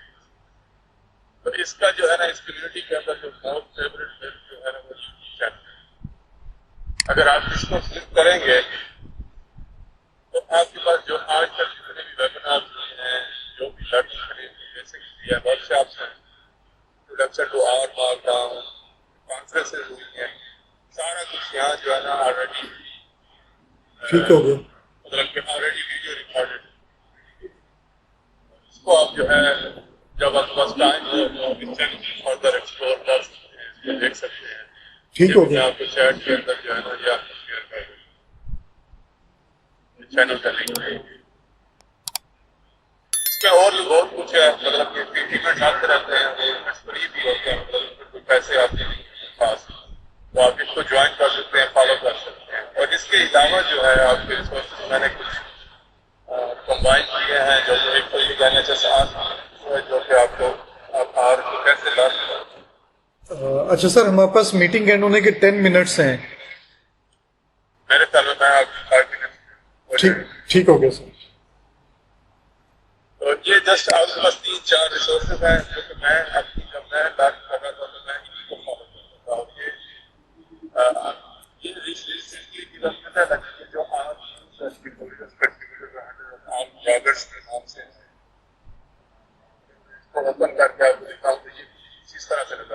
इसका लिंक भी शेयर कर देता हूँ।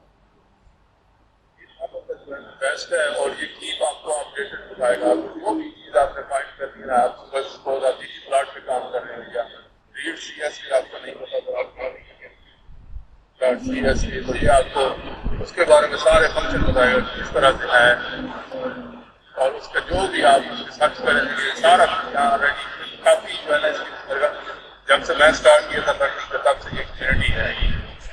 और इसके अंदर आप इसको सब्सक्राइब कर दें तो आपको रोजाना हफ्ते के अंदर ईमेल भी आ जाएगी कि आज क्या हो कौन सी और हंड्रेड्स ऑफ ब्लॉगर्स हैं जो कि लिखते हैं रोजाना बहुत ईजी लैंग्वेज के अंदर, मतलब कोई कॉम्प्लिकेटेड टेक्निकल लैंग्वेज के अंदर। काम लर्नर जो है उसके लिए ईजी होता है और होता भी क्विक है, मतलब उसकी कमांड होती है डिस्क्रिप्शन होती है बारे में, और विद इन 5 to 10 मिनट्स आप उस ब्लॉग को रीड करके अपने आप को इसके अंदर आप यूज कर सकते हैं। और ये बेस्ट मतलब कि कम्युनिटी है आप अगर आप अपने आप को कीप अपडेटेड करें। और रिसेंटली जो है ना एक बिग ग्रुप ऑफ आर है, अगर आपको हो जाए पता होगी, ये जो तकरीबन 300 बुक्स हैं जो आर फ्री अवेलेबल है। तो आप उसको देखें तो इसका हर टॉपिक यहाँ पर हर चीज़ के ऊपर एक बुक है, और ये सारी तकरीबन बुक्स जो लिखी गई हैं आपको बताया जाएगा कि आप क्या करना चाह रहे हैं, आर गिटहब यूज करना चाह रहे हैं, हाउ आई यूज आर, सारी डिटेल आपको बताएगा। ये वेबसाइट है, ये रिसोर्सेज हैं, आप इधर जाएं, इधर बुक को इसको यूज करें, जो भी आप चीज लर्न करना चाह रहे हैं। बेसिक लेवल पे भी कर सकते हैं, जैसे ये आर है, और फर्दर आप एडवांस लेवल पे जैसे आपका डेटा साइंस। तो इस बुक के अंदर आपको किसी और बुक के अंदर जाने की जरूरत नहीं होती। यहाँ पर तकरीबन 300 मोर देन 300 और कीप अपडेट हो रही है। आपको सेंड कर देता हूँ, ये बेस्ट है। मतलब आप ज्यादा आपको उसको वो नहीं कर देते, अपने आप को कॉम्प्लिकेटेड ना करें। मेरा एक्सपीरियंस ये है, आप टारगेट रखते हैं कि आप क्या करना चाह रहे हैं, विजुअलाइजेशन करना चाह रहे हैं, या आपको फर्स्ट तो आपको डाटा रीड करने के ऊपर एक्सपर्ट होना चाहिए। मतलब आपका डाटा स्टेटस जो है आर फॉर्मेट में है, CSV फॉर्मेट में है, SPSS फॉर्मेट में है, तो कैसे रीड पहले इसमें थोड़ी एक्सपर्टीज कर, तो वो हो जाए तो फिर आप उसकी समरी स्टैटिस्टिक्स और विजुअलाइजेशन कैसे करते हैं। और विजुअलाइजेशन में अभी तक जो बेस्ट आर में है वो ggplot है, उसके ऊपर आप टाइम इन्वेस्ट करें और यहाँ के ggplot को सर्च करें और ट्यूटोरियल को फॉलो करें। फिर मॉडलिंग पे आ जाए, मॉडलिंग एप्लीकेशन में स्टार्ट करें बेसिक कन्फिगरेशन एनालिसिस से। तो जब ये आप पढ़ते रहेंगे, आप जब जैसे फॉर एग्जाम्पल आप जो पढ़ते हैं जाके आप देखिए आर के अंदर क्या आता है, और 100% श्योर कि आप जो चीज पढ़ेंगे वो आर के अंदर इतना।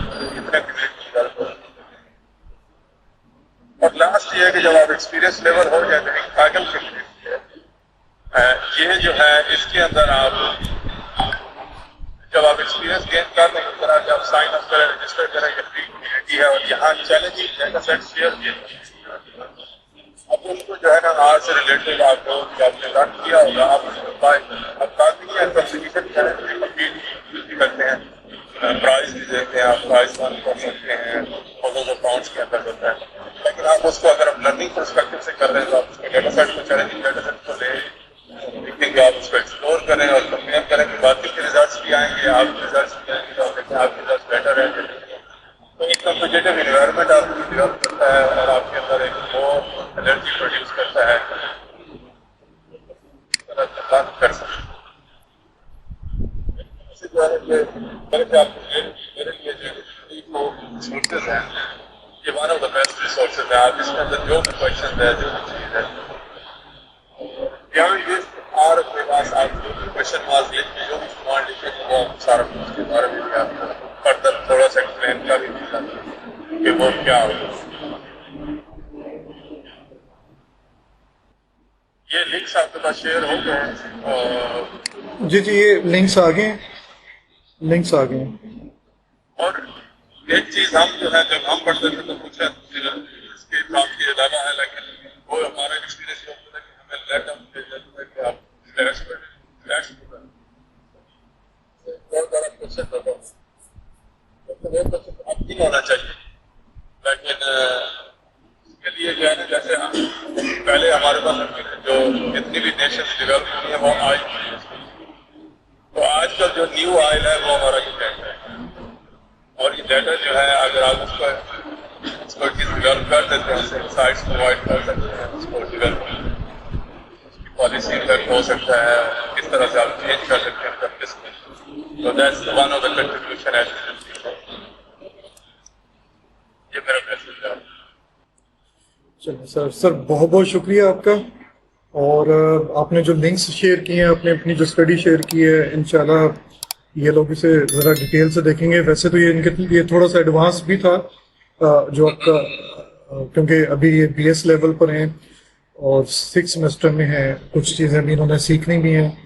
तो लेकिन ये लोग माशाल्लाह काफ़ी एक्टिव हैं, लर्न करना चाह रहे हैं। और एक स्क्रीन में इनसे सर शेयर करना चाह रहा हूँ, शायद हम पहले नहीं देख सके थे। इसमें ये डॉक्टर फैसल साहब का देखें, ये डॉक्टर फैसल साहब ने और यूनिवर्सिटी ऑफ ब्रेडफोर्ड में एज ए असिस्टेंट प्रोफेसर, और आप इनकी बाकी इंफॉर्मेशन, ईमेल एड्रेस भी नोट कर सकते हैं अगर आप इनसे कुछ मज़ीद सीखना चाह रहे हैं। इनकी एक मुख्तसर सी बायोग्राफी है, इन्होंने कायद-ए-आज़म यूनिवर्सिटी में भी पढ़ाया हुआ है। इनके रिसर्च इंटरेस्ट आपके सामने आ रहे हैं और इनकी बहुत सारी पब्लिकेशन, एक ह्यूज लिस्ट है प्रिंटेड फॉर्म में, कॉन्फ्रेंस फॉर्म में। तो सर आपका बहुत बहुत शुक्रिया, अल्लाह आपको खुश रखे। उम्मीद है कि जब भी हमें ज़रूरत होगी आपकी, आप हमें हेल्प आउट करेंगे, हमारे स्टूडेंट्स को गाइड करेंगे। सर दुआओं की दरख्वास्त है, इंशाल्लाह सर जल्द हम फिर मुलाकात करेंगे, ऑनलाइन या physical. Okay sir, thank you, अल्लाह हाफिज।